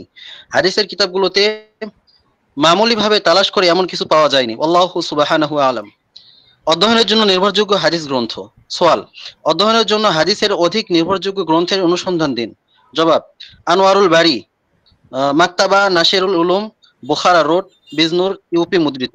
আল আদাবুল মুফরাদ, ইমাম বুখারী। এটা রিয়াজুস বাদ দিবেন। সালিহিন, ইমাম নববী। এবং মিশকাতুল এটা বাদ দেন, মাসাবিহির বাদ উর্দু দেন। তরজমা বাজার। দীর্ঘায়ুর ফজিলত সম্পর্কিত একটি হাদিস সামনে পড়েন, এখান থেকে পড়েন। দীর্ঘায়ু ফজিলত সম্বলিত একটি হাদিস। সোয়াল: দীর্ঘায়ুতার ফজিলত সম্বলিত এমন কোন হাদিস কি আছে যে যত বয়স বাড়তে থাকবে 10 বছরের গুনাহ মাফ হতে থাকবে? জবাব: এই বিষয়বস্তুর কোনো হাদিস কোথাও নজরে পড়েনি, তবে দীর্ঘায়ুর ফজিলত সম্পর্কে নাসাই এবং তিরমিজিতে এই হাদিস বর্ণিত আছে যে মান শাবা শাইবাতান ফিল ইসলামি কানাত লাহু নূরাই ইয়াউমাল কিয়ামা। অর্থাৎ যে ব্যক্তি ইসলামের ভিতরে থাকা অবস্থায় বৃদ্ধ হয়েছে, তার বার্ধক্যের শুভ্রতা কিয়ামতের দিন নূর হবে। আবু দাউদের বর্ণনায় এমন ভাষ্য আছে: লা তানতিফুস শাইবা ফাইন্নাহু নূরুল মুসলিমি মান শাবা শাইবাতান ফিল ইসলামি কাতাবাল্লাহু লাহু বিহা হাসানাতান ওয়া কাফফারা আনহু বিহা খতিআতুন ওয়া রাফাআহু বিহা দারাজাতান। রাহু আবু দাউদ। অর্থাৎ সাদা চুল উঠিয়ে ফেলো না, কেননা ও হচ্ছে মুসলমানের নূর। যে ব্যক্তি ইসলাম অবস্থায় বৃদ্ধ হবে, আল্লাহ তাআলা তাকে এই কারণে একটি নেকি লিখে দেবেন, একটি গুনাহ মাফ করে দেবেন এবং এক ধাপ মর্যাদা বাড়িয়ে দেবেন। আল্লাহু সুবহানাহু আলাম। সাহাবীর বাণী বর্ণনা করার পর আও কামা ক্বালা রাদিয়াল্লাহু আনহু বলা হুজুর আকরাম সাল্লাল্লাহু আলাইহি ওয়াসাল্লামের নাম বলার পর লম্বা দরুদ পাঠ করা হাদিস পাঠকেও তেলাওয়াত দ্বারা ব্যক্ত করা যায় কিনা? সওয়াল ১, হাদিস বর্ণনার পর আও কামা ক্বালা আলাইহিস সালাম বলা হয়, সাহাবীর বাণী বর্ণনাও কি একই হুকুম? ২, হাদিস পড়ার সময় হযরত আকদাস সাল্লাল্লাহু আলাইহি ওয়াসাল্লামের নাম এলে সাল্লাল্লাহু আলাইহি ওয়াসাল্লাম বলা হয়, সাল্লাল্লাহু আলাইহি ওয়া আলিহি ওয়া আসহাবিহি ওয়া বারাকা ওয়া সাল্লাম বলাও কি দুরুস্ত আছে? ৩, তেলাওয়াত শব্দটি সাধারণত কোরআনের উপর প্রয়োগ করা হয়, যেমন আমি তেলাওয়াত করছি, হাদিসের উপরও কি এই শব্দ ব্যবহার করা জায়েজ? জবাব ১, হাদিস এবং সাহাবীদের বাণী বর্ণনার ক্ষেত্রে যত সতর্কতা অবলম্বন করা যাবে তত ভালো। এজন্য সাহাবীর বাণী বর্ণনার পর আও কামা ক্বালা রাদিয়াল্লাহু আনহু বলতে দোষ নেই। ২, নিঃসন্দেহে জায়েজ, বরং উত্তম। ৩, হাদিস সমূহের জন্য তেলাওয়াত শব্দ ব্যবহার করতে শরীয়তের দৃষ্টিতে কোনো আপত্তি নেই, কিন্তু ওরফ ও পরিভাষার খেলাফ। আল্লাহু আ'লামু বিস-সাওয়াব। হাদিস নাকি বাগধারা? সওয়াল, দয়া করে এই হাদিসটির অর্থ বুঝিয়ে দিন। আলা ইন্না আউলিয়া আল্লাহি লা ইয়ামুতুনা। জবাব, এই বাক্যটি হাদিসের কোন সংকলনের মধ্যে আমরা পাইনি, এমনকি জাল হাদিসের সংকলনেও এই বাক্য থেকে খালি। মনে হচ্ছে কোনো ব্যক্তি বিশেষের বাক্য, হাদিস নয়। যাই হোক, যদি এর অর্থ করা হয় আল্লাহর ওলিগণ তাদের কৃতিত্বের কারণে অমর হয়ে থাকেন, তাহলে ঠিক হবে, কিন্তু যদি এর অর্থ করা হয় আল্লাহর ওলিদের মৃত্যু আসে না, তাহলে ভুল হবে। কোরআনে স্পষ্ট বক্তব্য, কুল্লু নাফসিন যায়িকাতুল মাউত, অর্থাৎ প্রত্যেক প্রাণী মৃত্যুর স্বাদ গ্রহণকারী। আল্লাহু আ'লাম। ব্যতীত দুটি বিরোধপূর্ণ হাদিসের মধ্যে সামঞ্জস্য। সওয়াল, নিচের হাদিসগুলোর ব্যাখ্যা এবং সামঞ্জস্য বিধানের আশা করছি, সাধারণ ফার্সি ভাষায় আবেদন করে আশা করছি বান্দাকে দ্বিধায় সমুদ্র থেকে রেহাই দিবেন। আচ্ছা, ফার্সি ভাষায় জবাব দেওয়া এটা নয়। বাদ দিন, এটা বাদ দেন। সামনে যান, ফাজাইলে আমল থেকে পড়ব। পৃষ্ঠা উল্টান, তারপরে ফাজাইলে আমল প্রসঙ্গে দুর্বল হাদিস গ্রহণ করা হবে হানাফিদের মতামত। হ্যাঁ, এটা পড়তে পারেন, এটা একটু জরুরি। হ্যাঁ, এটা পড়েন। ফাজাইলে আমল প্রসঙ্গে দুর্বল হাদিস গ্রহণ করার ব্যাপারে হানাফিদের মতামত। বরাবর জনাব শাহেক বিদগ্ধ ফকিহ ও প্রতিযশা মুহাদ্দিস মাওলানা মুহাম্মদ তকি উসমানী হাফিজাহুল্লাহ ওয়া নাফা'a বিহি। আসসালামু আলাইকুম ওয়া রাহমাতুল্লাহি ওয়া বারাকাতুহু। আপনার কাছে যে আল্লাহর প্রশংসা জ্ঞাপন করছি, যিনি ছাড়া কোনো ইলাহ নেই, দরুদ ও সালাম পেশ করছি রহমত হিসেবে প্রেরিত সত্তার প্রতি, তার পরিবার ও সমস্ত সাথী সঙ্গীর প্রতি। পরসমাচার, ইয়েমেনের বরকত এবং সানার হেকমত থেকে এই পত্র পাঠিয়ে শক্তিমান মহান আল্লাহর কাছে কামনা করছি তিনি যেন আপনাকে নিরাপদে রাখেন এবং মুসলিম সমাজে আপনার নমুনা বেশি বেশি করে সৃষ্টি করেন। গত 2 বছর আগে আমি যখন করাচি সফরে গিয়েছিলাম, তখন আপনার সাক্ষাতের জন্য উদগ্রীব হয়েছিলাম। দুঃখের বিষয়, আপনাকে সেখানে আমি পাইনি। তখন আপনি আপনার দেশ পাকিস্তানের বাইরে ছিলেন। এই পত্রের লেখক আপনার মিত্র আদেল ইবনে আহসান আমিন ইয়ামানি নদভী। আমি যখন হিন্দুস্তানে ছিলাম, তখন আপনার ব্যাপারে কথা হয়েছিল সাহিত্যের তারকা ও কিংবদন্তি সাহিত্যিকদের নয়নমণি আলেমে রব্বানি জনাব মাওলানা আবুল হাসান আলী নদভী হাফিজাহুল্লাহ তাআলা এর সাথে। আরো কথা হয়েছিল বিশিষ্ট শিক্ষক সাবহান হুসাইনী নদভীর সাথে। চোখের আগে কান কখনো কখনো অনুরক্ত হয়। কথাটি যিনি বলেছেন তিনি যথার্থই বলেছেন। আমি আল্লাহর কাছে কামনা করছি তিনি যেন আপনার সাথে আমার সাক্ষাৎ এবং উপকার গ্রহণ দুটোই সহজ করে দেন। তিনি এই কাজে সক্ষম। জনাব, আমি আপনার দৃষ্টি আকর্ষণ করতে চাই এবং আপনার কাছে একটি প্রশ্ন খোলাসা করে তুলে ধরতে চাই। তা হলো, পণ্ডিত বড় আলেম আল্লামা আব্দুল হাই লখনবী রাহিমাহুল্লাহ তার মূল্যবান গ্রন্থ আজবিবাতুল ফাজিলার মধ্যে আল কওলুল বাদিয়া ফি সলাতি আলাল হাবিবিশ শাফিঈ থেকে ফাজাইলে আমলের ক্ষেত্রে দুর্বল হাদিস গ্রহণের অনুমোদন প্রসঙ্গে শামসুদ্দিন শাখাবী রাহিমাহুল্লাহ এর বক্তব্য এবং হাফেজ ইবনে হাজার আসকালানী রাহিমাহুল্লাহ এর বক্তব্য উদ্ধৃত করেছেন। এর শর্ত 3টি, যেখানে উল্লেখ আছে প্রথম শর্তের ব্যাপারে আল্লামা আলাই ঐক্যমত্যের কথা উদ্ধৃত করেছেন, আর দ্বিতীয় ও তৃতীয় শর্ত বিধৃত হয়েছে আল ইজ ইবনে আব্দুস সালাম ইবনে দাকিক আল আইদ থেকে। এখানে প্রশ্নটি হচ্ছে, এই শর্তগুলির ব্যাপারে নতুন প্রজন্মের বিজ্ঞ হানাফি আলেমদের অভিমত কি? তারা কি ফাজালে আমল প্রসঙ্গে দুর্বল হাদিস রওয়ায়াত করাকে অনুমোদন করেন নাকি তা করেন না? এই প্রসঙ্গে কি তাদের একাধিক বক্তব্য আছে? আমি আপনার কাছে পরিপূর্ণভাবে সন্তোষজনক বিস্তারিত উত্তর আশা করছি। এর প্রতিদানে আল্লাহর পক্ষ থেকে আপনার জন্য থাকবে অনেক সওয়াব ও বদলা। আপনার সময় মূল্যবান, এজন্য আলাপচারিতার সুযোগ অন্য সময় গ্রহণ করব। আপনি আমাদের পণ্যভূমি ইয়েমেনে আসুন, বিশেষত আল আইমান বিশ্ববিদ্যালয়ে আসুন, যার নেতৃত্বে আছেন জনাব শাইখ আব্দুল মাজিদ জিন্দানি, এবং যেখানে একটি পণ্যবান দল অধ্যাপনা করে থাকেন, যেমন ডক্টর আব্দুল করিম জিদান এবং অন্যান্যরা। বিশ্ববিদ্যালয়তে অন্যান্য মুসলিম বিশ্বের ওলামায়ে কেরামের আগমনের জন্য প্রতীক্ষমান। তাদের অনেকে বিশ্ববিদ্যালয়ে প্রদর্শন করে গেছেন। আমরা আশা করছি আপনি আসবেন এবং আমাদের প্রতি আপনার দরদ প্রকাশ করবেন। এমনকি শাইখ জিন্দানিও আপনাকে দাওয়াত করেছেন।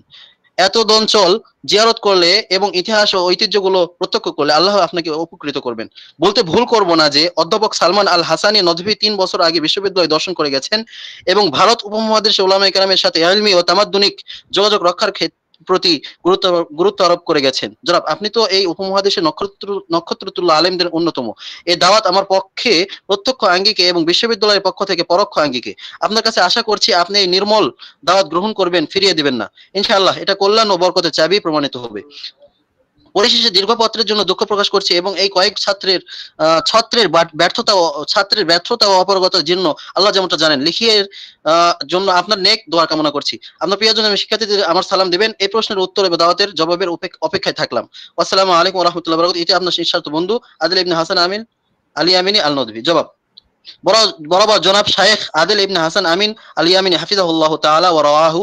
আসসালামু আলাইকুম ওয়া রাহমাতুল্লাহি ওয়া বারাকাতুহু। আপনার সম্মানিত পত্র আমি পেয়েছি, সেটি পাঠ করে এবং আপনার পরিচয় পেয়ে আমি ধন্য হয়েছি। আল্লাহ আপনাকে উত্তম বদলা দান করুন। আপনি আমার কাছে ফাজাইলে আমলের ক্ষেত্রে দুর্বল হাদিস গ্রহণ করা প্রসঙ্গে হানাফিদের অভিমত জানতে চেয়েছেন। ইমাম লখনবী দুর্বল হাদিস গ্রহণ করার জন্য যে ৩টি শর্ত উল্লেখ করেছেন, হানাফিদের বড় একটি জামাতের মতে তাই পছন্দনীয় অভিমত। এই শর্তগুলোর অধিক গুরুত্বপূর্ণ কথাটি হচ্ছে দুর্বল হাদিসটি দিয়ে কোনো নতুন হুকুম সাবেত হতে পারবে না, এমনকি নিশ্চিতভাবে কোনো মুস্তাহাবও সাবেত হতে পারবে না। দুর্বল হাদিস গ্রহণ করার অর্থ হচ্ছে সহিহ বা হাসান হাদিস দ্বারা পূর্ব প্রমাণিত হুকুম সুদৃঢ় হতে পারবে অথবা সাবধানতা বা সম্ভাবনার উপর ভিত্তি করে আমল করা যাবে, নিশ্চিত রূপে সুন্নত বা মুস্তাহাব সাব্যস্ত করে নয়। হানাফি আলেমদের আরেকটি দল আছে যারা দুর্বল হাদিস গ্রহণ করে থাকেন, এমনকি ফাজাইল প্রসঙ্গে কোনো নতুন হুকুম সাবেত করার জন্য। যেমন মনীষীর ছাত্রত্ব নসিব করে আল্লাহ আমার প্রতি অনুগ্রহ করেছেন। যেসব মনীষীর ছাত্রত্ব নসিব করে আল্লাহ আমার প্রতি অনুগ্রহ করেছেন তারা প্রথম অভিমত পছন্দ করতেন। যেমন ২৭ রজবের রোজার হাদিস, এই প্রসঙ্গে কোনো সহিহ হাদিস প্রমাণিত নয়। এজন্য শায়েখ আশরাফ আলী থানভী রাহিমাহুল্লাহ এই রোজার সুন্নত ও মুস্তাহাব হওয়াকে অস্বীকার করেছেন, তবে মুস্তাহাব হওয়ার সম্ভাবনাকে কেন্দ্র করে রোজা রাখার অনুমতিও দিয়েছেন। তবে দুর্বল হাদিস যখন উলামায়ে কেরামের কর্মতৎপরতা দ্বারা তাইদ লাভ করে তখন সেটা দ্বারা হানাফিদের মতে নতুন হুকুম সাবিত হতে পারে।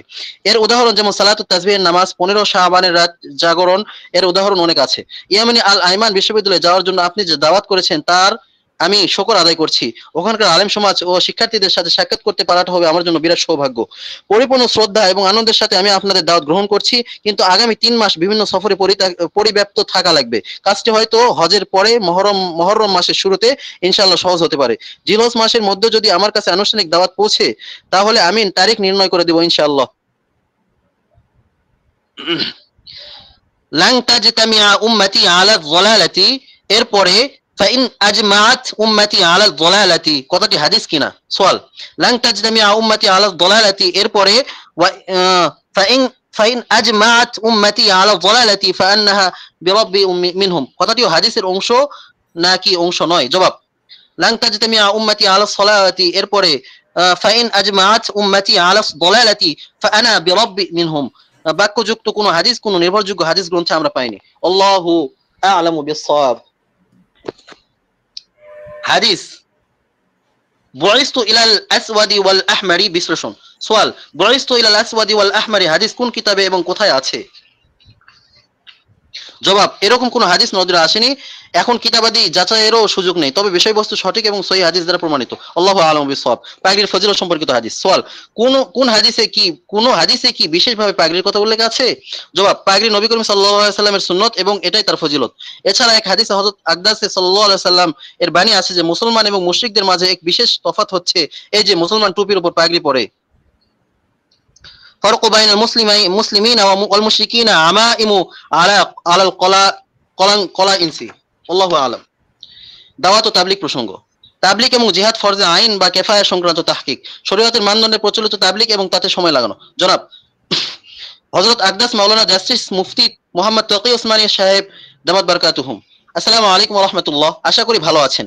দিল থেকে দোয়া করছি আল্লাহ জনাবকে সবসময় সুস্থতা ও নিরাপত্তার সাথে দ্বীনের খেদমত করার তৌফিক দান করুন, আমিন। জনাব, এই অধমের হৃদয়ে হযরতের যে মহব্বত আছে তা প্রকাশ করতে গেলে কথা লম্বা হয়ে যাবে। সংক্ষেপে বলছি, হযরতের জন্য তনু মন ও দিলের গভীর থেকে দোয়া আসছে। জনাবের ব্যস্ততা তো বাস্তব, তবে একটি মাসালা প্রসঙ্গে হযরতের রায় কাম্য। অন্য জায়গা থেকে জনাবের মতো সন্তোষজনক উত্তরের প্রত্যাশা নেই। আশা করছি জবাব দিয়ে বাধিত করবেন। জনাব, বড়দের বই পুস্তক এবং হযরতের একটি পূর্ণ বয়ান দিনের হাকিকত বরণ অসন্তোষ পরে দিলে এ কথা বসে গেছে যে শখ পুরা করার নাম দিন নয়, বরং এ সময়ের যা নির্দেশ বা সময়ের যেটা চাহিদা সেটা পূর্ণ করার নাম দিন। কিন্তু পক্ষান্তরে তাবলিগি জামাতের বড় বড় লোকদের ওখানে বরণ ও সন্তোষ পরে দিলে এ কথা বসে গেছে যে শখ পুরা করার নাম দিন নয়, বরং এই সময়ের যা নির্দেশ এবং সময়ের যেটা চাহিদা সেটা পূর্ণ করার নাম দিন।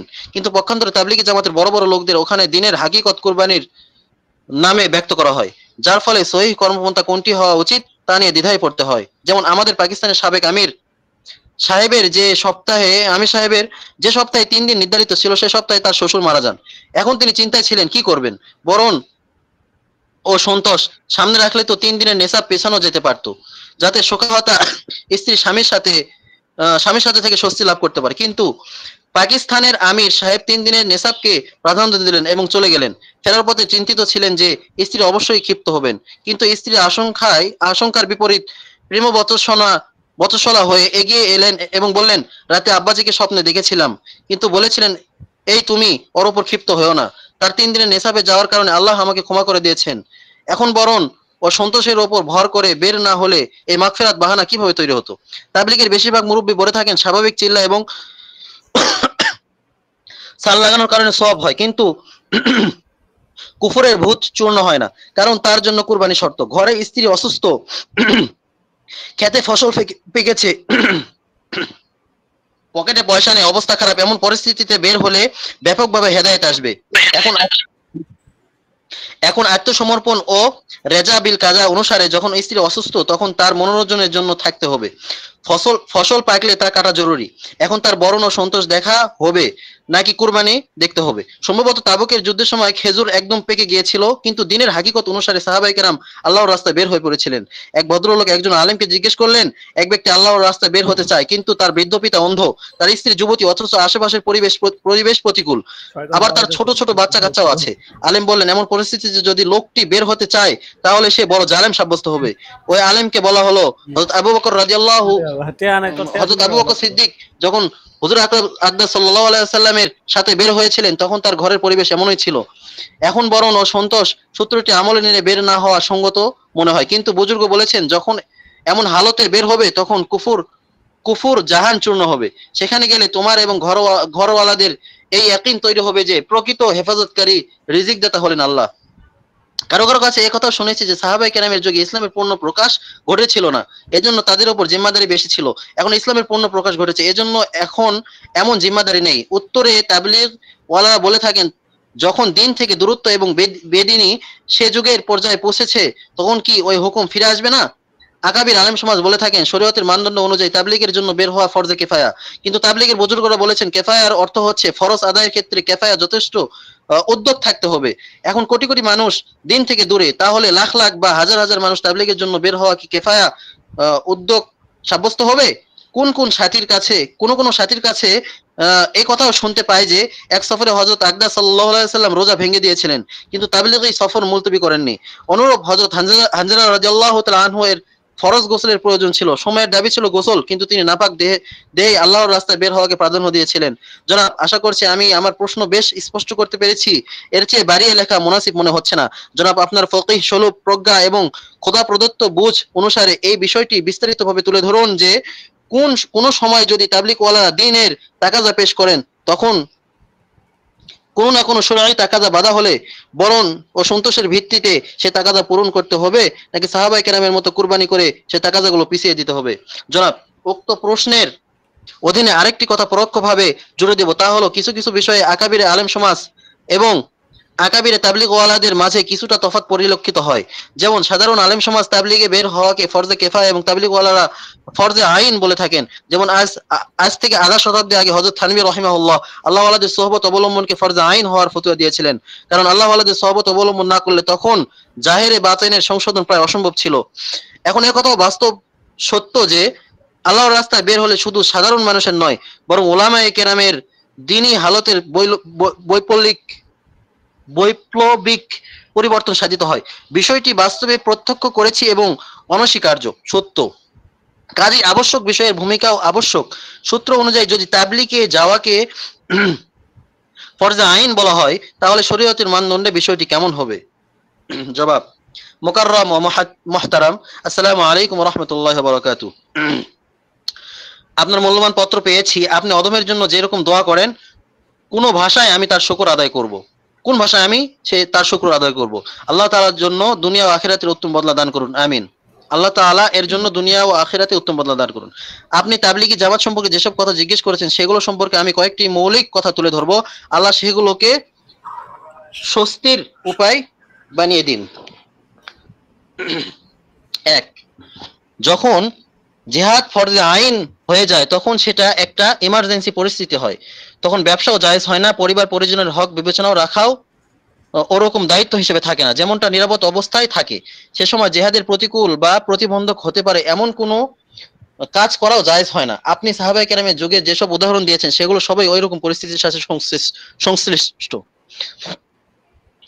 তাবুক যুদ্ধের সময় জিহাদ ফরজে আইন হওয়ার কথা খোদ কোরআনে কারিমেও ঘোষণা দিয়েছিল। আবার হযরত আকদাস সাল্লাল্লাহু আলাইহি ওয়াসাল্লামও দুটি খণ্ড বাক্য বিষয়টি স্পষ্ট করে দিয়েছিলেন।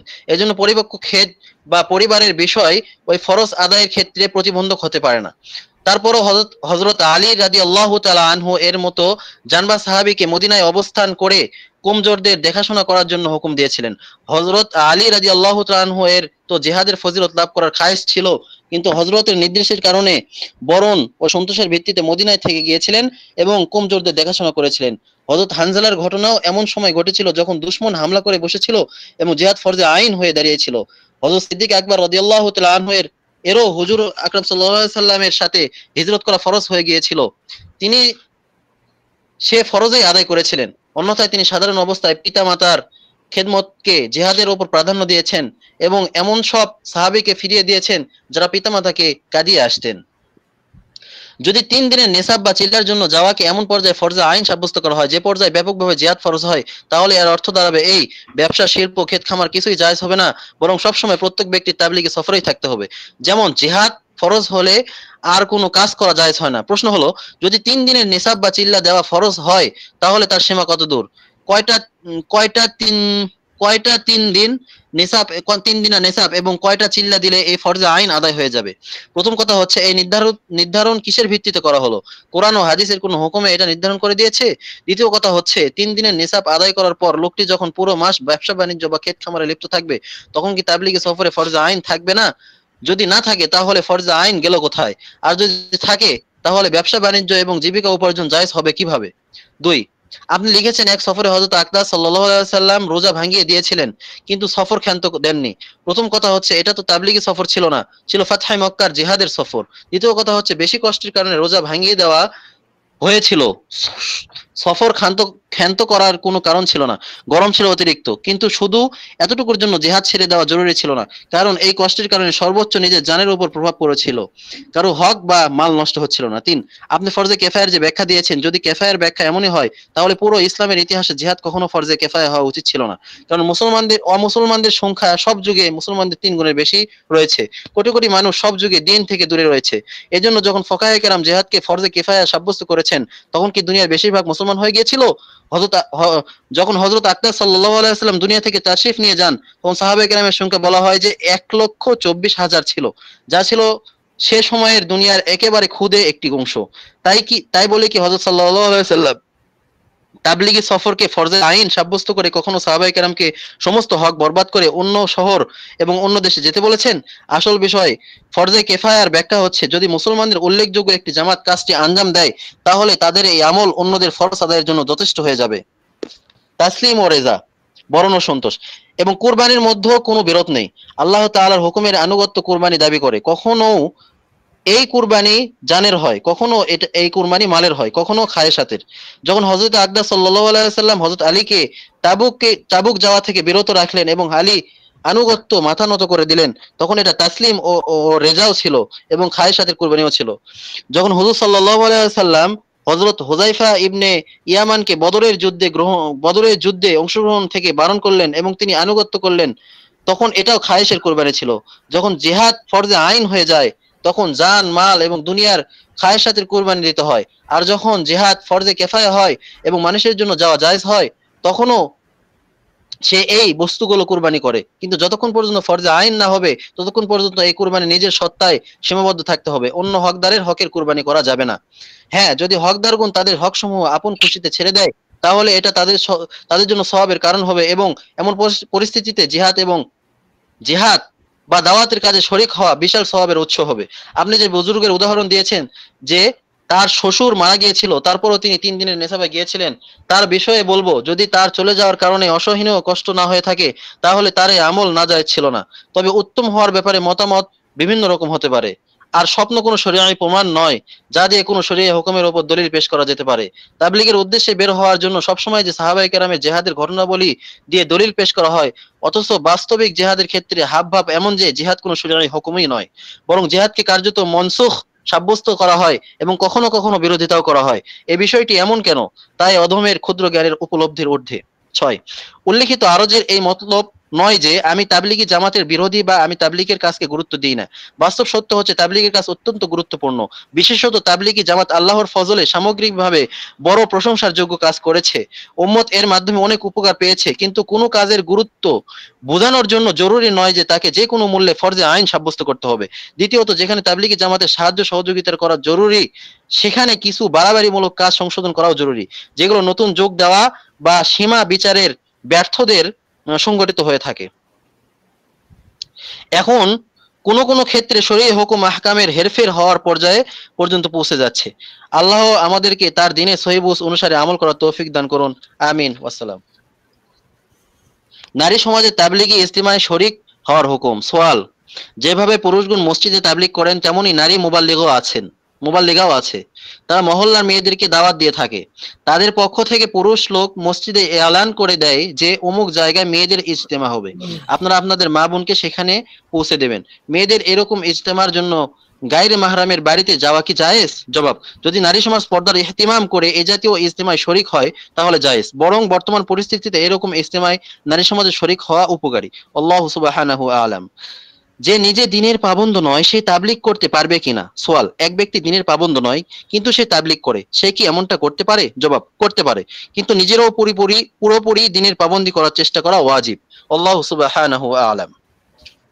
একটি হাদিসের আলোকে তাবলীগ তরক করার হুকুম। সওয়াল, যখন তোমরা দেখবে যে লোভ লালসার অনুসরণ করা হচ্ছে, মনোবৃত্তির আনুগত্য করা হচ্ছে, দুনিয়াকে আখিরাতের উপর প্রাধান্য দেওয়া হচ্ছে এবং প্রত্যেক ব্যক্তি নিজের মতো ভালো মনে করছে, তখন তোমরা নিজেদের ফিকির করবে এবং অন্যদের ফিকির ছেড়ে দেবে। এখন কি সেই সময় এসে গেছে? যদি এসে থাকে তাহলে অন্যদের ফিকিরের মধ্যে কি কি বিষয় অন্তর্ভুক্ত হবে? তাবলীগ কি ছেড়ে দেওয়া যাবে? জবাব, উল্লেখিত হাদিসে যে জামানার কথা বলা হয়েছে ব্যাজ্যত সেই জামানা এখনো আসেনি। এখনো তাবলীগে দ্বীনের কর্তব্য রহিত হয়নি। বর্তমান যুগে তাবলীগ ফায়দা মুক্ত নয়। আল্লাহু সুবহানাহু আলাম। পিতামাতার বিনা অনুমতিতে তাবলীগ বা অন্য কোনো সফরে যাওয়ার হুকুম। সওয়াল, আমি টোবা টেকশিং এ বাস করি। একজন অত্যন্ত নির্ভরযোগ্য আলেম বয়ান করলেন, হযরত মুফতি মোহাম্মদ শফি সাহেব রাহিমাহুল্লাহ মাআরিফুল কোরআনে ফতোয়া দিয়েছেন যে পিতামাতার অনুমতি ছাড়া তাবলীগে জামাতে যাওয়া জায়েজ। কিন্তু মাআরিফুল কোরআনে অনেক খোঁজাখুঁজি করে পাওয়া গেল না। সম্ভবত কিতাবের নাম বলার ক্ষেত্রে তার ভুল হয়ে থাকতে পারে। তিনি আপনার শরণাপন্ন হওয়ার পরামর্শ দিয়েছেন। সেই পরিপ্রেক্ষিতে জনাবের কাছে আবেদন, যদি মুফতি মোহাম্মদ শফি সাহেব রাহিমাহুল্লাহ এমন ফতোয়া দিয়ে থাকেন তাহলে সেই সওয়াল ও জবাব লিখে দিবেন, সাথে সাথে কিতাবের নাম ও পৃষ্ঠা নম্বরও লিখে দিবেন। কেননা তাবলীগওয়ালারা খুব শক্তভাবে বলে বেড়াচ্ছেন যে এই সময়ে তাদের জামাতে যাওয়া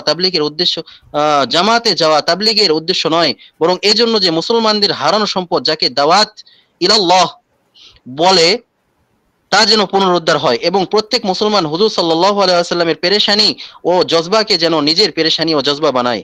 এরা একেই দ্বীনের মূল ভিত্তি বলে থাকেন।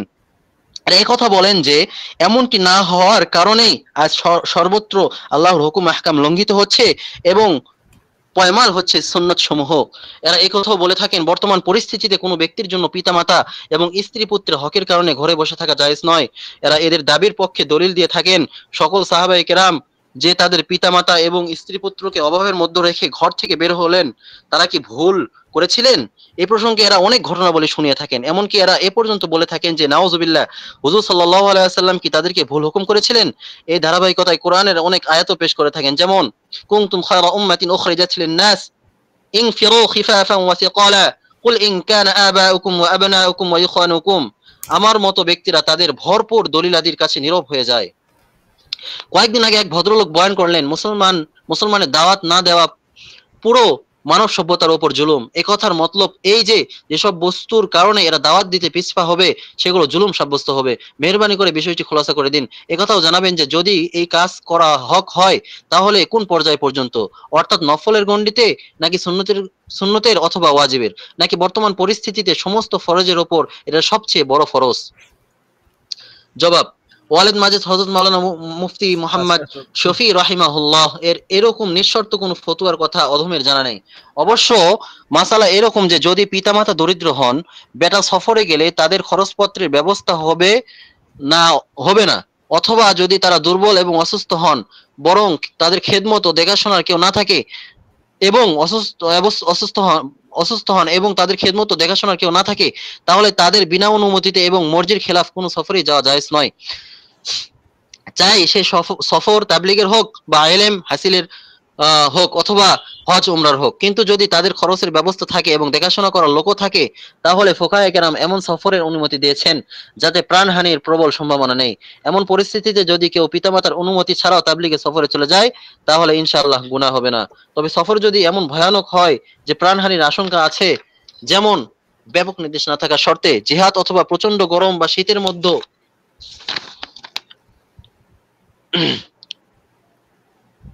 যদি মরুভূমি এবং পাহাড়ি পথে সফর হয় তাহলে তখন পিতামাতার অনুমতি জরুরি। শামসুল আইম্মা শারাখসি রহমতুল্লাহ লিখেছেন। বক্তব্যের সপক্ষে আল্লামা শারাখসি রাহিমাহুল্লাহ একটি হাদিসে উল্লেখ করেছেন যে এক ব্যক্তি হযরত আক্তার সাল্লাল্লাহু আলাইহি ওয়াসাল্লামের কাছে হাজির হয়ে আরজ করল, আমি আপনার সাথে জিহাদে যাওয়ার জন্য এসেছি, আমার পিতামাতাকে ক্রন্দনরত অবস্থায় রেখে এসেছি। নবী করিম সাল্লাল্লাহু আলাইহি ওয়াসাল্লাম বললেন, ফিরে যাও এবং যে রকম তাদেরকে কাঁদিয়ে এসেছো সেরকম এবার গিয়ে তাদেরকে হাসাও। যেসব সাহাবায়ে কেরাম পিতামাতা ছেড়ে জিহাদে যেতেন তারা হয়তো ব্যাপক নির্দেশের কারণে যেতেন, অথবা হযরত আক্তার সাল্লাল্লাহু আলাইহি ওয়াসাল্লামের বিশেষ হুকুমে যেতেন, কিংবা পিতামাতার অনুমতি নিয়ে যেতেন। অন্য সফরে যাওয়ার প্রয়োজন হলে পিতামাতার দেখাশোনার ব্যবস্থা করে যেতেন। সারসংক্ষেপ হচ্ছে, নিঃশর্তভাবে একথা বলা যায় না কোনো অবস্থাতেই তাবলীগে সফর পিতামাতার অনুমতি ছাড়া জায়েজ নয়। আবার একথাও বলা যায় না যে কোনো অবস্থায় জায়েজ, বরং উপরে যে বিবরণ দেওয়া হলো সেটাই তার আসল রূপরেখা।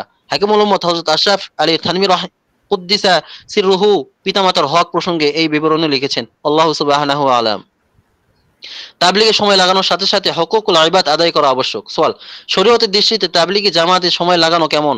খোদ এই কাজটিই বা কেমন? তাছাড়া তাবলীগে দ্বীনের শর্তাবলী কি কি এবং হুকুকুল ইবাদ আদায় করার হুকুমই বা কি? জবাব: তাবলীগে জামাতের কাজ উপকারী। তাবলীগে দ্বীনের শর্তগুলোর কোনো আলেমের নিকট থেকে জেনে আমল করতে হবে এবং হুকুকুল ইবাদ আদায় করার পুরোপুরি ইহতিমাম করতে হবে। আল্লাহু আ'লামু বিস-সাওয়াব। কিছু কিছু তাবলীগী বক্তার অসতর্ক কথার জের ধরে তাবলীগী জামাতকে বর্জন করা। সওয়াল: তাবলীগ আমার মতে সঠিক। এতে কিছু লোক ওয়াজের সময় শিরকি কথা পর্যন্ত বলে ফেলেন, অথচ জামাতের বেশিরভাগ লোকই থাকে নিরক্ষর। এমত অবস্থায় কি তাদের সাথে যাওয়া উচিত নাকি উচিত নয়? জবাব: সামগ্রিকভাবে তাবলীগী জামাত দ্বীনের বিরাট উপকার করছে, এতে শরীক হওয়া উত্তম। কিন্তু কোনো কোনো সময় যেহেতু জামাতের আমিরগণ আলেম হয়ে থাকেন না, এজন্য তাদের মুখ থেকে অসতর্ক কথা বের হয়ে যায়। এমন ক্ষেত্রে তাদেরকে নরমভাবে মহব্বতের সাথে বুঝিয়ে দেওয়া বাঞ্ছনীয়। তারা কথা না বুঝলে জামাতের মুরব্বীদের শরণাপন্ন হয়ে তাদের মাধ্যমে বুঝিয়ে দেওয়া কর্তব্য, কিন্তু এই অজুহাতে জামাত ছাড়া যাবে না। আল্লাহু সুবহানাহু ওয়া আলাম। ওস্তাদ জি,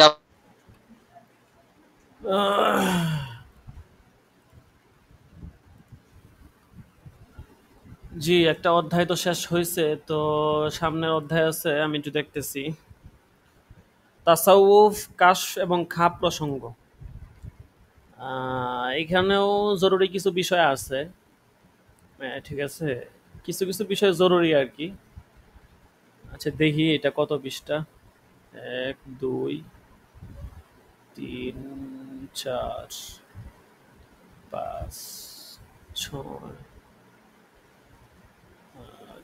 7 10। পড়া যায়। 200 কত পৃষ্ঠা, 330 না, পড়া যায়। পড়েন তাহলে, পড়েন। আপনি পড়বেন নাকি আরেকজন পড়বে? আপনার কি কষ্ট হচ্ছে? আরেকজন পড়লে পড়তে পারেন, নাহলে আপনি পড়েন।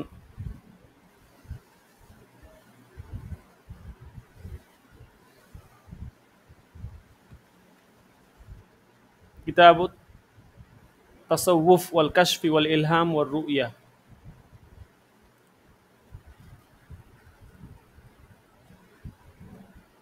কে পড়বে আরেকজন?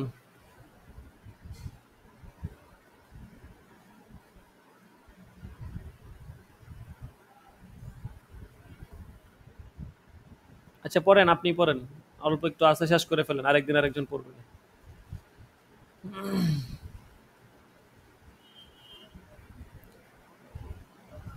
কোথায় পড়েন?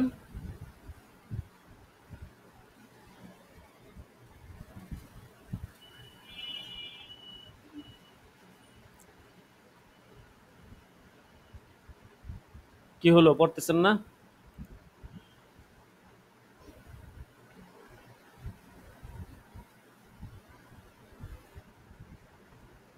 হ্যাঁ রাফিউল ইসলাম সাহেব আছেন? ওস্তাদ জি, আমার এমবি ফুরিয়ে গিয়েছিল, আরেকটা ফোন থেকে আমি হটস্পট নিলাম। আমি কি আরো পড়বো? আচ্ছা পড়েন, অল্প কয়েকটা পৃষ্ঠা আছে তো, 10-15 মিনিট পড়লে আশা করি শেষ হয়ে যাবে। একটা কাজ করতে ঠিক পারেন, আছে। শুনেন, আপনি মানে হচ্ছে যেমন একটা জিনিস বুঝাই যে আপনারা যারা পড়েন, যেমন এখানে দেখেন অনেক সময় প্রশ্নটা পড়লেই মূল প্রশ্নটা স্পষ্ট হয়ে যায়, সেই ক্ষেত্রে আর আপনার সওয়াল পড়ার দরকার নাই, মানে প্রসঙ্গটা পড়লে, যেমন এখানে আছে স্বপ্নে শয়তান হুজুর সাল্লাল্লাহু আলাইহি ওয়াসাল্লাম আকদাসের সূরাতে আসতে না পারা, অর্থাৎ এখানে বুঝাইতে চাইতেছে হুজুর সাল্লাল্লাহু আলাইহি ওয়াসাল্লামের সূরাতে শয়তান কি আসতে পারে নাকি আসতে পারে না। এটা কিন্তু যদি প্রসঙ্গটা পড়ার পর আপনি মনে করেন যে প্রশ্নটা স্পষ্ট, অর্থাৎ প্রসঙ্গের মধ্যেই প্রশ্ন স্পষ্ট হয়ে যায়, সেই ক্ষেত্রে আপনি চাইলে সওয়ালটা বাদ দিয়ে শুধু জবাব পড়বেন, আর আরবি তো পড়বেন না, আগেই বলে দিচ্ছি। আর যেমন এখানে আছে বুজুর্গের সাক্ষাতের পর নিজের হাত চুম্বন করা, এটা কিন্তু স্পষ্টই, এটা কিন্তু আপনি প্রসঙ্গ পড়ার দ্বারাই সওয়াল স্পষ্ট হয়ে গেছে, বেশ আপনি এখান থেকে জবাব করে দিবেন যে এই আবারত থেকে বোঝা গেল এই, বেশ। এরপরে আমি আরেকটা দেখাই, যে কাবার কাশফ নূর ও তাজাল্লি প্রত্যহ করা শরীর মূল্যায়ন, ব্যাস এইটাও কিন্তু সেম। তো এরকম আর কি, যেগুলো প্রসঙ্গ পড়ার দ্বারা প্রশ্ন স্পষ্ট হয়ে যায়, সেই ক্ষেত্রে আপনি চাইলে কিছুটা স্কিপ করে চলে যেতে পারেন। আচ্ছা ঠিক আছে, এখন পড়েন, প্রসঙ্গ পড়েন। তাসাউফ, কাশফ এবং খাব প্রসঙ্গ। স্বপ্নে শয়তান হুজুর আকরাম আকদাস সাল্লাল্লাহু আলাইহি সাল্লামের সূরতে আসতে না পারা। জবাব: শয়তান হযরত আকরাম সাল্লাল্লাহু আলাইহি সাল্লামের সূরতে এবং হুলিয়া গ্রহণ করতে পারে না, কিন্তু অন্য কারো সূরত ধরে ধোঁকা দিতে পারে, মানে এমন দাবি করতে পারে যে আমি বা অমুক ব্যক্তি রাসূল। আল্লাহু সুবহানাহু ওয়া আলাম। বুজুর্গের সাক্ষাতের পর নিজের হাত চুম্বন করা। জবাব: এই ইবারত থেকে বোঝা গেল অন্যের সাথে সাক্ষাৎ করে নিজের হাত চুমা দেওয়া মাকরুহ তাহরিমি, তবে কোনো বুজুর্গের হাত কখনো কখনো বরকতের উদ্দেশ্যে চুমু দেওয়া হলে কোনো দোষ নেই। আদ-দুরুল মুখতারে এমনই আছে। আল্লাহু সুবহানাহু ওয়া আলাম। কবরে কাশফ, নূর ও তাজাল্লি প্রত্যক্ষ করা শরীয়ত মূল্যায়ন। জবাব: কবরের কাশফ, কিছু নূর ও তাজাল্লি প্রত্যক্ষকরণ আল্লাহ তাআলার পক্ষ থেকে হলে সম্ভব বস্তু। এখানে কোনো বিষয় শরীয়তের বরখেলাফ নয়, তবে এই বস্তুটা শরীয়ত ও তরিকতে মকসুদ নয়। মকসুদ হচ্ছে সুন্নত ও শরীয়তের ইত্তেবা এবং আমল ও আখলাক দুরুস্ত করা। এই কিসিমের কাশফ ইত্যাদি মকসুদ বানানো অথবা একে সুন্নত সাব্যস্ত করা বেদাত। যেসব লোক এগুলো মকসুদ মনে করবে তাদের সোহবত থেকে দূরে থাকা বাঞ্ছনীয়। তাদের বদলে এমন শায়েখ ধরবে যিনি সুন্নতের অনুসারী এবং যিনি আমল ও আখলাক সংশোধন করার ফিকির করে থাকেন। আল্লাহু সুবহানাহু ওয়া আলাম। আমল ছাড়া আল্লাহ তাআলার কাছে মাগফিরাত সুধারণা রাখা। জবাব: আল্লাহর সত্তার কাছে মাগফিরাতের সুধারণা রাখা ভালো কাজ, কিন্তু এই হক সে ব্যক্তি পায় যে আল্লাহর হুকুম আহকামের পাবন্দি করে। কাজেই এই ধারণা পোষণ করে শরীয়তের ফরজসমূহ ছেড়ে দেওয়া বিরাট গুনাহ। আল্লাহ ইবাদতের মুখাপেক্ষী নন, কিন্তু মানুষ নিজের নাজাত ও ফায়দার জন্য তার ইবাদতের মুখাপেক্ষী। যদি এরকম সুধারণায় নাজাতের জন্য যথেষ্ট হতো, তাহলে কোরআন ও হাদিসের মাধ্যমে এত নির্দেশনাবলীর কি প্রয়োজন ছিল? আর হযরত আকরাম সাল্লাল্লাহু আলাইহি ওয়াসাল্লামই বা কেন নামাজের তাগিদ দিতেন? ওই ব্যক্তির উচিত তার এরকম খেয়াল থেকে তওবা করা। আল্লাহু আ'লামু আতাম্মু ওয়া আহকাম। তরিকতের শায়েখের জন্য শর্তাবলী। সওয়াল: তরিকতের শায়েখ এবং মুস্তাহিদের জন্য শর্তাবলী কি কি? জবাব: তরিকতের শায়েখ হওয়ার জন্য অনেক শর্ত আছে, সেগুলোর বিস্তারিত এখানে তুলে ধরা মুশকিল। সংক্ষেপে এই যে তরিকতের কোনো কামেল শায়েখ তাকে বায়াত করার অনুমতি দিয়ে থাকেন। বিস্তারিত জানতে কাসদুস সাবিল, হযরত থানবী আদাবুশ শায়েখ ওয়াল মুরিদ, হযরত মাওলানা মুফতি মুহাম্মদ শফি রাহিমাহুল্লাহ। মুজতাহিদের জন্য অনেক শর্ত আছে, যার বিস্তারিত বিবরণ উসুলে ফিকাহের কিতাবাদিতে উল্লেখ আছে। সওয়াল: শরীয়ত, তরিকত, হাকিকত ও মারিফতের সংজ্ঞা কি? জবাব: এর উত্তর ও বিস্তারিত বিবরণ দাবি করে হযরত থানবী রাহিমাহুল্লাহ এর তালিমউদ্দিন কাসদুস সাবিল অথবা শরীয়ত ও তরিকত অধ্যয়ন করা যেতে পারে। আল্লাহু সুবহানাহু ওয়া আলাম। স্বপ্ন দেখে কবর খনন করা। সোয়াল, আমার মেয়ের নাম ছিল আজিমা ওরফে সুগরিয়া। তাকে লানঢিমিল এলাকার কবরস্থানে দাফন করেছি। বড় কষ্ট বরদাস্ত করতে হয়েছে ওকে। অবশ্য তাও খোদার মর্জিতেই ছিল। বয়স হয়েছিল 5 বছর, খুব আদরের ছিল। ওর মৃত্যুর পর 10 দিন পার হয়ে গিয়েছে, কিন্তু স্বপ্নে সব সময় দেখে যাচ্ছি। আমার কানের মধ্যে দিনের বেলায় গুঞ্জরিত হয়, বাবা আমি জীবিত, আমাকে বাইরে বের করো। আজ 21শে শাবান আমি কয়েকজন সাথী নিয়ে কবরস্থানে গিয়ে কবরের মাথার দিক থেকে পাথর সরিয়ে ফেলি। দেখি যে ও ওই রকমই শুয়ে আছে। আমি ছাড়া আর কেউ ওর চেহারা দেখেনি। এর কি কোনো কাফফারা আদায় করতে হবে? জবাব, এ ধরনের স্বপ্নের কারণে কবর খোলা শরীয়তের দৃষ্টিকোণ থেকে বিলকুল নাজায়েজ। কাজটি করে আপনি কবিরা গুনাহে লিপ্ত হয়েছেন। এখন অন্তরের গভীর থেকে তওবা ইস্তিগফার করুন, এটাই আপনার কাফফারা। আল্লাহ সুবহানাহু ওয়া তাআলা আলাম। স্বপ্নের বিভিন্ন প্রকার এবং শয়তানি জল্পনা কল্পনা ও প্রকৃত স্বপ্নের মাঝে পার্থক্য নির্ণয়ের চেষ্টা। জবাব, কিছু কিছু স্বপ্ন হয় আল্লাহর পক্ষ থেকে, সেগুলোকে স্বপ্ন বলা হয় না, সেগুলোকে স্বপ্ন বলা হয়। সেগুলোকে হাদিস শরীফে নবুয়তের 46তম অংশ বলা হয়েছে। কিছু কিছু স্বপ্ন হয় শয়তানের পক্ষ থেকে, সেগুলোর মধ্যে পাপকর্ম বা অশ্লীল বিষয়াদি থাকে। আর কিছু কিছু হচ্ছে শুধু কল্পনার প্রতিবিম্ব। যেহেতু এই 3 প্রকারের পার্থক্য করার জন্য কোনো নিশ্চিত পদ্ধতি নেই, সেহেতু স্বপ্ন শরীয়তের কোনো দলিল নয়। স্বপ্নের মধ্যে দেহের সঙ্গে রুহের সম্পর্ক বহাল থাকে, এজন্য রুহানি স্বাদের স্বপ্নগুলোর আসর দেহের মধ্যে অনুভূত হয়। আল্লাহু আলামু। ব্যাংকের চাকরিজীবী শায়েখে কামেল হতে পারে কিনা? জবাব, ব্যাংকে চাকরি করা নাজায়েজ। অন্য কোনো চাকরির সন্ধান করতে হবে। যতদিন চেষ্টা সত্ত্বেও অন্য চাকরি না জোটে, ততদিন চাকরিটিকে খারাপ জ্ঞান করে লেগে থাকবে। তারপরে যখন চাকরি জুটবে ছেড়ে দিবে। এই সময়ে সাধারণ দিনী খেদমত তিনি আঞ্জাম দিতে পারবেন, কিন্তু মুর্শিদ ও মুরব্বির মনসব ওই চাকরি বহাল থাকতে লাভ হতে পারে না। আল্লাহু আলাম। একটি স্বপ্নের রহস্য। সোয়াল, ওলামায়ে দ্বীন এই মাসআলায় কি বলবেন? জায়েদ বলে, আমার বাবা প্রচুর পরিমাণে সুস্বপ্ন দেখে থাকেন। হুজুরে আকদাজের প্রতি আমার বাবার সীমাহীন ইশক মহব্বত আছে, যার উপমা দুনিয়াতে বিরল। বাবা অসুস্থ হয়ে গেলেন, তখন স্বপ্নে দেখলেন যে হুজুর সাল্লাল্লাহু আলাইহি সাল্লাম বলেছেন, তুমি অসুস্থ হলে আমি অসুস্থ হই, তোমার মাথায় ব্যথা হলে আমারও মাথা ব্যথা হয়। এখন প্রশ্ন, এরকম স্বপ্ন কি বিশ্বাস করা যোগ্য? এরকম কথা হুজুর সাল্লাল্লাহু আলাইহি সাল্লামের দিকে সম্পৃক্ত করা শরীয়তের দৃষ্টিতে কেমন? আল্লাহর হস্তে জবাব দিয়ে মানসিক যাতনা থেকে নাজাত দিন। জবাব, বিশ্বাস করারও প্রয়োজন নেই, অবিশ্বাস করারও প্রয়োজন নেই। কোনো মুসলমানের এমন স্বপ্ন দেখা দূরবর্তী কিছু নয়। থাকলো এ কথা যে প্রকৃতপক্ষে এমন স্বপ্ন কেউ দেখে কিনা, এই বিষয়টি জানার জন্য স্বপ্নদ্রষ্টার নির্ভরযোগ্য হওয়া ছাড়া আর কোনো উপায় নেই।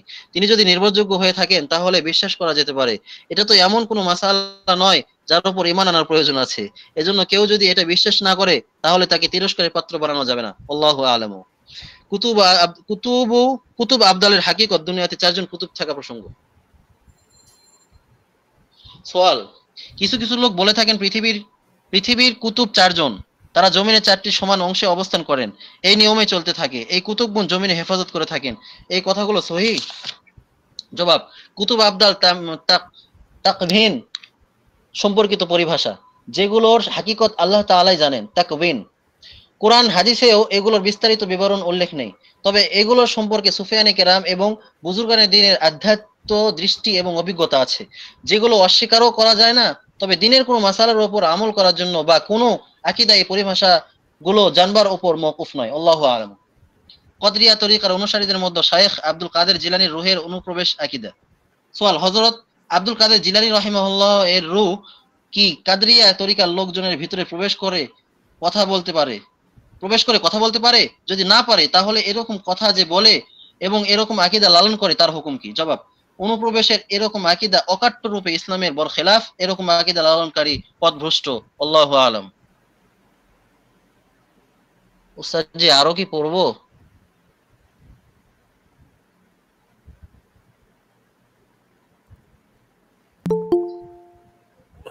না না, ঠিক আছে। জাযাকাল্লাহ, হায়াকাল্লাহ, বারাকাল্লাহ ফি ইলমিক ওয়া হায়াতিক।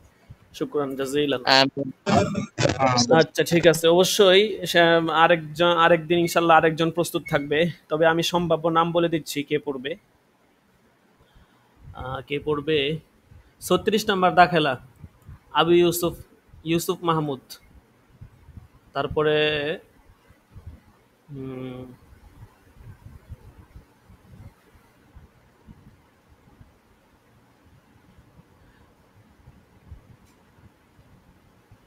32 নাম্বার তাসনিম মাহমুদ। ঠিক আছে, আপনারা দুজন প্রস্তুত থাকবেন ইনশাল্লাহ। আপনারা দুজন প্রস্তুত থাকবেন আর মানে এই না যে এরপরে আপনাকে ক্লাসেই পাওয়া যাবে না। এমন হলে যদি ক্লাসে হুজুর না আমার পাওয়া কাছে যায় তো তাহলে তো হুজুর, আরেক সমস্যা। আপনারা প্রস্তুত হুজুর থাকবেন। আমার কাছে তো কিতাব নাই। কিতাব নিয়ে নেবেন, কিতাব ব্যবস্থা করেন, কিতাব ব্যবস্থা করেন। আপনি আমাদের কাছ থেকে নিতে পারেন অথবা আপনি নিকটস্থ লাইব্রেরি থেকে ব্যবস্থা করেন। এটা তো একটা লজ্জার কথা না? আপনি ইফতা পড়তেছেন, আপনার কাছে কিতাব নাই। জি, অলরেডি 20টা 23টা ক্লাস চলে গেছে।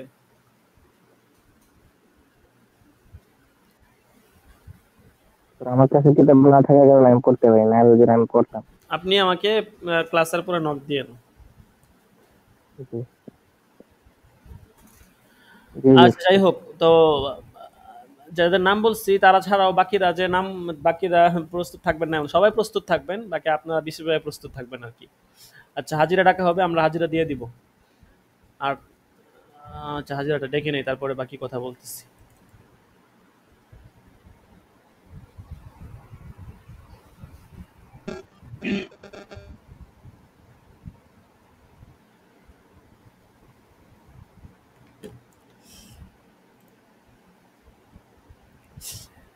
আবু নাইম আছে 1 নাম্বার দাখেলা, 23 নাম্বার দরস আজকে। কিছু মানুষ এত আনেকটিভ, এত আনেকটিভ। আচ্ছা, আমি একটা জিনিস বুঝি না, মানে আমি আসলে কি বলবো, আপনারা আসলে আজকে মাশাআল্লাহ অনেকে উপস্থিত আছেন, মানে আমি এইটা আমার মাথায় ধরে না। আচ্ছা ভাই, আপনাকে তো কেউ জোর করতেছে না। আপনারা যারা আছেন এখন ক্লাসে প্রায় 18 থেকে 20 জনের মতো আছেন, আপনাদেরকে তো কেউ জোর করে মানে বলে নাই যে ভাই তুমি পড়ো বা ইফতা কোর্স করো। যারা মনে করেন নিজের আগ্রহে ভর্তি হয়েছে, তো আপনি অনেককে মেসেজ দিলে মেসেজের রিপ্লাই দেন না। এটা কেমন ধরনের মানে মেন্টালিটি আপনি বলেন? আরে ভাই, তোমার সমস্যা থাকলে তুমি বলো, তুমি মেসেজের রিপ্লাই দিবা না কি জন্য? এরপরে যদি আপনার কোর্স করতে না মন চায়, আপনি স্পষ্ট বলেন, আপনি বলবেন যে যে উস্তাদ একটু সমস্যা আছে, এই বছর ইনশাল্লাহ কোর্সটা করা চিন্তা, বেশ শেষ, কাহিনী খালাস। না, 10টা 20টা 50টা মেসেজ দেওয়া সে রিপ্লাই দেয় না। এটা বাচ্চা পোলাপানের আচরণ। যে আমাদের কিছু ছাত্ররা আছে, আবার ব্যক্তিগত কিছু ছোট ছাত্র আছে, যাদেরকে পড়াইছিলাম, এদের মধ্যে 1-2 জন আছে এরকম করতো আর কি। বাড়িতে গেলে যখন বলতাম ফোন দিয়ে যোগাযোগ করো, মেসেজ দিলে মেসেজ দেখতো না। এগুলো তো বাচ্চা বলার আচরণ, যে ভয় পায় এই জন্য। তো ইতস্তবোধ করার কিছু না। আপনি নর্মালি আপনি সমস্যায় থাকতেই পারেন, স্বাভাবিক, প্রত্যেকটা মানুষের সমস্যা আছে। যারাই মনে করেন মানে সমস্যা থাকবে, এটাই সমস্যা থাকা, তো এটা অস্বাভাবিক কিছু না, স্বাভাবিক বিষয়। কিন্তু আমরা যেহেতু একটা প্রতিষ্ঠানে আছি, আমাদের তো একটা দায়বদ্ধতা আছে। আপনি ক্লাস করতেছেন কিনা, তামরিন ঠিক মতো লিখতেছেন কিনা, আপনার অর্থনৈতিক বিষয়গুলো ঠিক আছে কিনা, এই নর্মাল বিষয়গুলো তো অবশ্যই আমাদের দেখতে হবে। আর অন্যান্য বছরের তুলনায় আলহামদুলিল্লাহ এই বছর যেহেতু আমি অন্য ব্যস্ততাটা একটু কমায় ফেলছি, যার কারণে মানে অফিসে সবসময় অফিসে থাকি, যার কারণে একটু প্রতিষ্ঠানে একটু সময় বেশি দেওয়া যেতেছে আর কি। এবং এই জন্যই আর কি আপনাদেরকে অনেক সময় দিতে পারতেছি। এবং এটা অনেক শুক্রিয়া যে আপনারা অনেক অ্যাক্টিভ। মানে বিগত সমস্ত বছরের তুলনায় আপনাদের ছাত্ররা অনেক বেশি ছিল, বিশেষ করে গত বছর ছাত্র সংখ্যা অনেক বেশি ছিল, কিন্তু অ্যাক্টিভ কম ছিল। আপনারা মাশাআল্লাহ প্রায় সকলেই অ্যাক্টিভ। এটা অনেক ইতিবাচক একটা বিষয়। তো এই জন্য শুধু আপনার ক্লাসে অ্যাক্টিভ হলে চলবে না, পড়ালেখা থেকে শুরু করে তামরিন লেখা, এরপরে আপনার অর্থনৈতিক বিষয়, সব দিক থেকে অ্যাক্টিভ হওয়া লাগবে। তাহলে ইনশাল্লাহ বছরটা সহজে শেষ হবে। আর আমরা বারবার বলতেছি যে আমরা এই বছরে একটা অনুষ্ঠান অবশ্যই করব, ভাঙ্গাচুরা হোক আর যেমনই হোক, ইনশাল্লাহ অনুষ্ঠান, সশরীরে অনুষ্ঠান হবে, এটা কনফার্ম। এটা আপনারা ইনশাল্লাহ ধরে নিতে পারেন, এটা অবশ্যই হবে। কাজেই এর জন্য আমাদেরকে পূর্ব থেকে প্রস্তুতি নিতে হবে। বছর শেষে দেখা গেছে আপনি 3 মাসে 4 মাসের বেতন আটকায় রাখলাম, 2,000 টাকা বেতন, অনুষ্ঠান ফি আসবে 2,500 থেকে 3,000 টাকা। তখন আপনি অনুষ্ঠান ফি দিবেন না বেতন দিবেন, নাকি পরীক্ষার ফি দিবেন? তখন তো দেখবেন যে মানে অনেক ভেজাল হয়ে যাবে। আর একটা অনুষ্ঠান করতে গেলে অনেক খরচের ব্যাপার সেবার আছে। তো যাই হোক, যেটা বলতেছিলাম, এরকম অনেকেই আছেন, আমি নাম বলবো না, নাম বললে হয়তো চিনে ফেলবেন একজন আরেকজনকে। আপনাদেরকে মেসেজ দিলে আপনারা রিপ্লাই দেন না, এটা খুবই দুঃখের বিষয়। আপনি রিপ্লাই দেন, আপনি রিপ্লাই দিয়ে বলেন যে হুজুর সমস্যা আছে বা এইটা, বা আপনি ক্লাসে কি জন্য ছিলেন না, বলেন যে এই জন্য ছিলাম না। এটা তো একটা সৌজন্যতা। 10টা 20টা 30টা মেসেজ দেওয়া হয়, রিপ্লাই দেওয়ার খবর নাই। জি জি উস্তাদ জি। এমনটা কেউ আমরা করব না। এটা হচ্ছে, বললাম না, জি, এটা আপনি কি কথা বলবেন? শোনেন, এটা হচ্ছে বাচ্চা পোলাপানের আচরণ। ঠিক আছে, বাচ্চারা এরকম আচরণ করে, মানে কেমন যেন, আমি তো বড় হয়েছি এখন, আমরা যদি বাচ্চা পোলাপানের আচরণ করি, এটা তো হাস্যকর। আপনি যদি বলেন যে আমি কোর্স করব না, ঠিক আছে? আপনি যদি বলেন আমি কোর্স করব না বা আমি একটা আমি কথা এখন বলতে পারি? সমস্যায় আছি, তাইলে তো আপনাকে কেউ কিছু বলবে না, নাকি আমি আপনাকে বেত দিয়ে পিটাবো? আমি বলবো যে ঠিক আছে, সমস্যা, আমি আমার জায়গা থেকে আপনাকে, যেমন এই যে আজকে ফোন দিছি রাকিবুল ইসলাম 12 নাম্বার দাখেলা, উনি আপনার দেখা গেছে এই ভর্তি হয়ে গেছে এবং 2-3 দিনের মাথায় ভর্তি হয়ে গেছে, খুব অ্যাক্টিভ মানুষ, মানে ওনাকে দেখে খুব অ্যাক্টিভ মনে হয়েছে এবং ফুল টাকা পেমেন্ট করে ভর্তি হয়েছে। তো যোগাযোগ করলাম, তো উনি অসুস্থ, ঠিক আছে, তো কোনো কারণে আর কি কোর্সটা কন্টিনিউ করতে চাচ্ছে না। আমি বললাম, ঠিক আছে সমস্যা নেই, ব্যাস তার নাম কেটে দিচ্ছি, শেষ কাহিনী খালাস। আপনি ফোন ধরবেন না, মানে যোগাযোগ করবেন না, আপনার নাম কি রাখবো নাকি কেটে দিব, হয়তো প্রথম সাময়িক পরীক্ষা পর্যন্ত আমরাও একটা ডিসিশনহীনতায় ভুগবো, কিন্তু প্রথম সাময়িক পরীক্ষা চলে গেলে আপনার নাম ওটু কেটে যাবে, ঠিক আছে, তখন আর আপনাকে ফোন দেওয়া হবে না, যেমন এখন অনেকের নাম হাজিরাতে ডাকা হয় না, ঠিক আছে। কাজেই আমরা এই দিকে একটু খেয়াল রাখবো। আপনি যত সমস্যায় থাকেন আপনি জানাবেন, আপনি যেই পরিস্থিতিতে থাকেন আপনি অন্তত পরিস্থিতিটা জানাবেন, তাইলে আমরা বুঝতে পারবো যে হ্যাঁ উনি এই সমস্যা আছে। যেমন এই যে একজন ভাই, নাম বলবো না, ঠিক আছে, উনি বাইক অ্যাক্সিডেন্ট করছে। তো আমি বললাম যে আপনি কোনো যোগাযোগ না, বলেছে হুজুর সিম টিম হারায় গেছে এসে। আমি বললাম যে আপনি কোনো না কোনো ভাবে তো আপনি আমাদেরকে জানাইতে পারতেন। এই হলো অবস্থা আর কি। আচ্ছা যাই হোক, তো হাজিরা দিই আমরা। 1 নাম্বার দাখেলা নাই, আনএক্টিভ মানুষ, দাখেলা 1। শুরুতে যারা আগ্রহ দেখায় ভর্তি এদেরকেই পরে পাওয়া যায় না। সারোয়ার হুসাইন আছে 2 নাম্বার দাখেলা। সারোয়ার হুসাইন, সারোয়ার হুসাইনকে তো লাইনে দেখা যাচ্ছে। এটা কেমন অ্যাক্টিভিটি দেখেন তো আপনারা, দেখেন উনি তো লাইনে আছে, তো হাজিরা দিচ্ছে না কেন?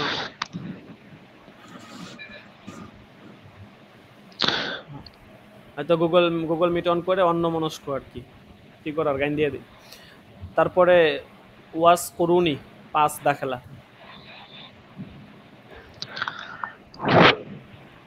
আমানুল্লাহ আছে 7 নাম্বার দাখেলা। আমানুল্লাহ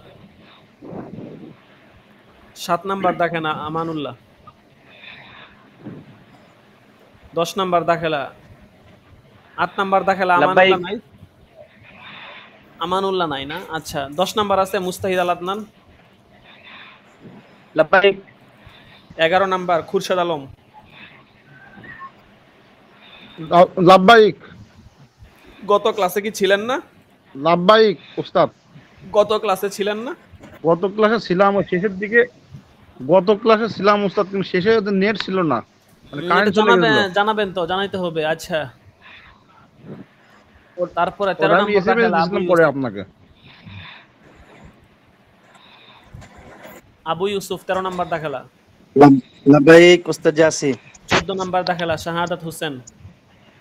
উস্তাদ জি কি দিলেন? 14 দাখেলা আছে, 14 দাখেলা আছে নাই। আচ্ছা 15 নাম্বার সাকিবুল ইসলাম। লাব্বাইক। তারপরে 17 নাম্বার আছে শাহাদাত হুসাইন, 17 নাম্বার দাখেলা। আচ্ছা 18 number Mahdi Hasan. 19 number Saiful Islam. 19 number Saiful Islam আছে। সাইফুল ইসলাম কি নাই? হঠাৎ করে অনেক হয়ে গেল। সাইফুল ইসলাম আছে,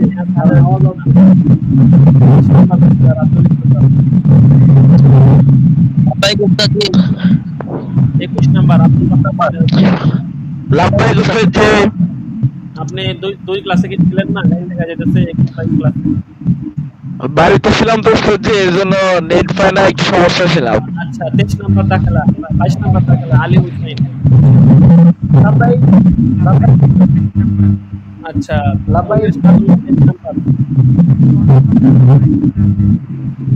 এরশাদুল্লাহ দেশ। লাব্বাইক।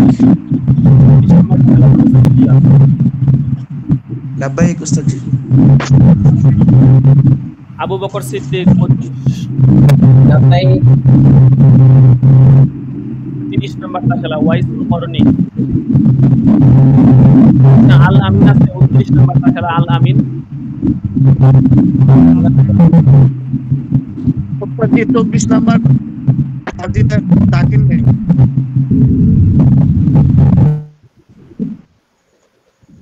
29 নাম্বার দাখিলা আল আমিন নাই। জি উস্তাদজি লাব্বাইক। তো লাব্বাইক উস্তাদজি 24 নাম্বার হাজিরা দাখিল নাই। কত নাম্বার? 24। জি জি 24 ডাকছি মাসুম বিল্লাহ। জি লাব্বাইক। আচ্ছা, তো আল আমিন 21-22 ক্লাসে ছিলেন না, তো আজকে ক্লাসে আসছেন। জি উস্তাদ আমি 21-22 ছিলাম, তো 21-22 সেই তিনটে ছিলাম। জি এই তিনটে ছিলাম, আগের কোনোটাই। আচ্ছা ঠিক আছে, আমি হাজিরা দিয়ে দিলাম। ওই যে দেখেন আপনি যে হাজিরা দেন নাই আগের ক্লাসগুলোতে, যার কারণে আপনার নাম হাজিরা শিট থেকেই চলে গেছে। এই কারণে আমি আপনার নামই কিন্তু হঠাৎ করে মনে পড়লো যে আরে আপনার তো দাখিলা আছে।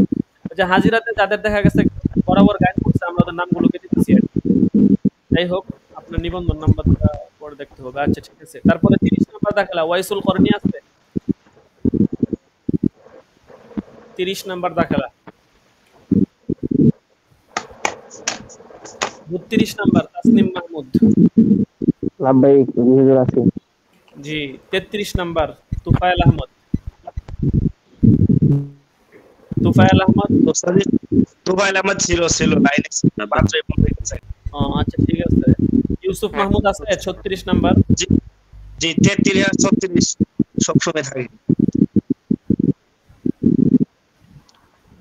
উস্তাদজি আছে লাব্বাইক। আচ্ছা এখন কার কি সমস্যা বলেন, কি কারো কি মনে হচ্ছে যে গাইড করতে কিনা, এরকম কেউ থাকলে বলতে পারেন। হুজুর 32 নাম্বার দাখিলা গত ক্লাসে ছিলাম।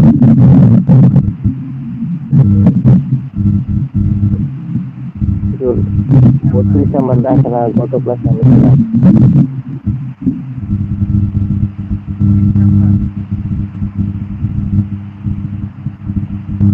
19 নাম্বার দাখিলা কে? সাইফুল ইসলাম।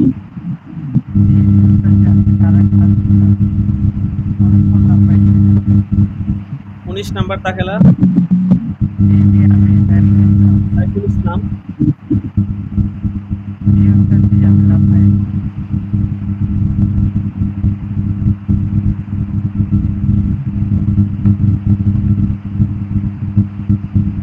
হাজিরা দিয়েছেন? হ্যাঁ 24 নাম্বার। 24 নাম্বার মাসুম বিল্লাহ দেওয়া হয়েছে। জি 19 নাম্বার দাখিলা কার? সাইফুল ইসলাম কে চিনেন? সাইফুল ইসলামের আইডির নাম কি? আবু সাইদ সারুজি।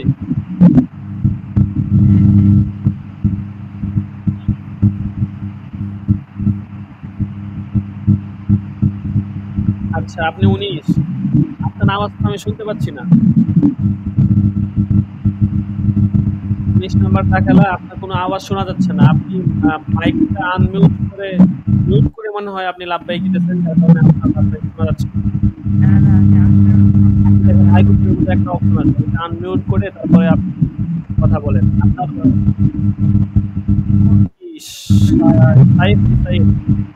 আইডি কি আছে? আপনি কি কত ছিলেন? বুঝতে পারছেন? মেসেঞ্জারে তো আমার দেখতেছেন, অবশ্যই কথা শুনতেছেন। আমি আপনার কথা শুনতে পাচ্ছি না। আপনি আনমিউট করছেন, তারপর আপনার কথা শোনা যাচ্ছে না। আপনি 21-22 ক্লাসে ছিলেন কিনা সেটা জানান।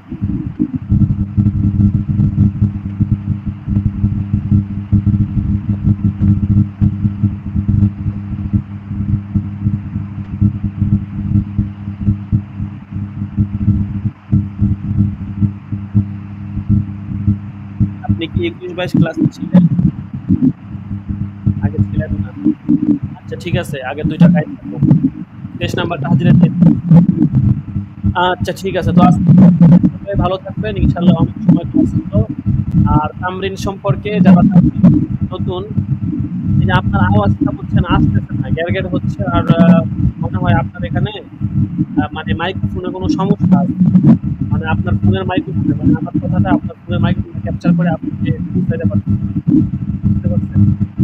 যাই হোক, যে ভিডিও দেওয়া হয়েছে করে নেবেন, ঠিক আছে? কারো কোনো সমস্যা থাকলে আমাকে ইনশাআল্লাহ ব্যক্তিগতভাবে আপনাদের পাশে আছি।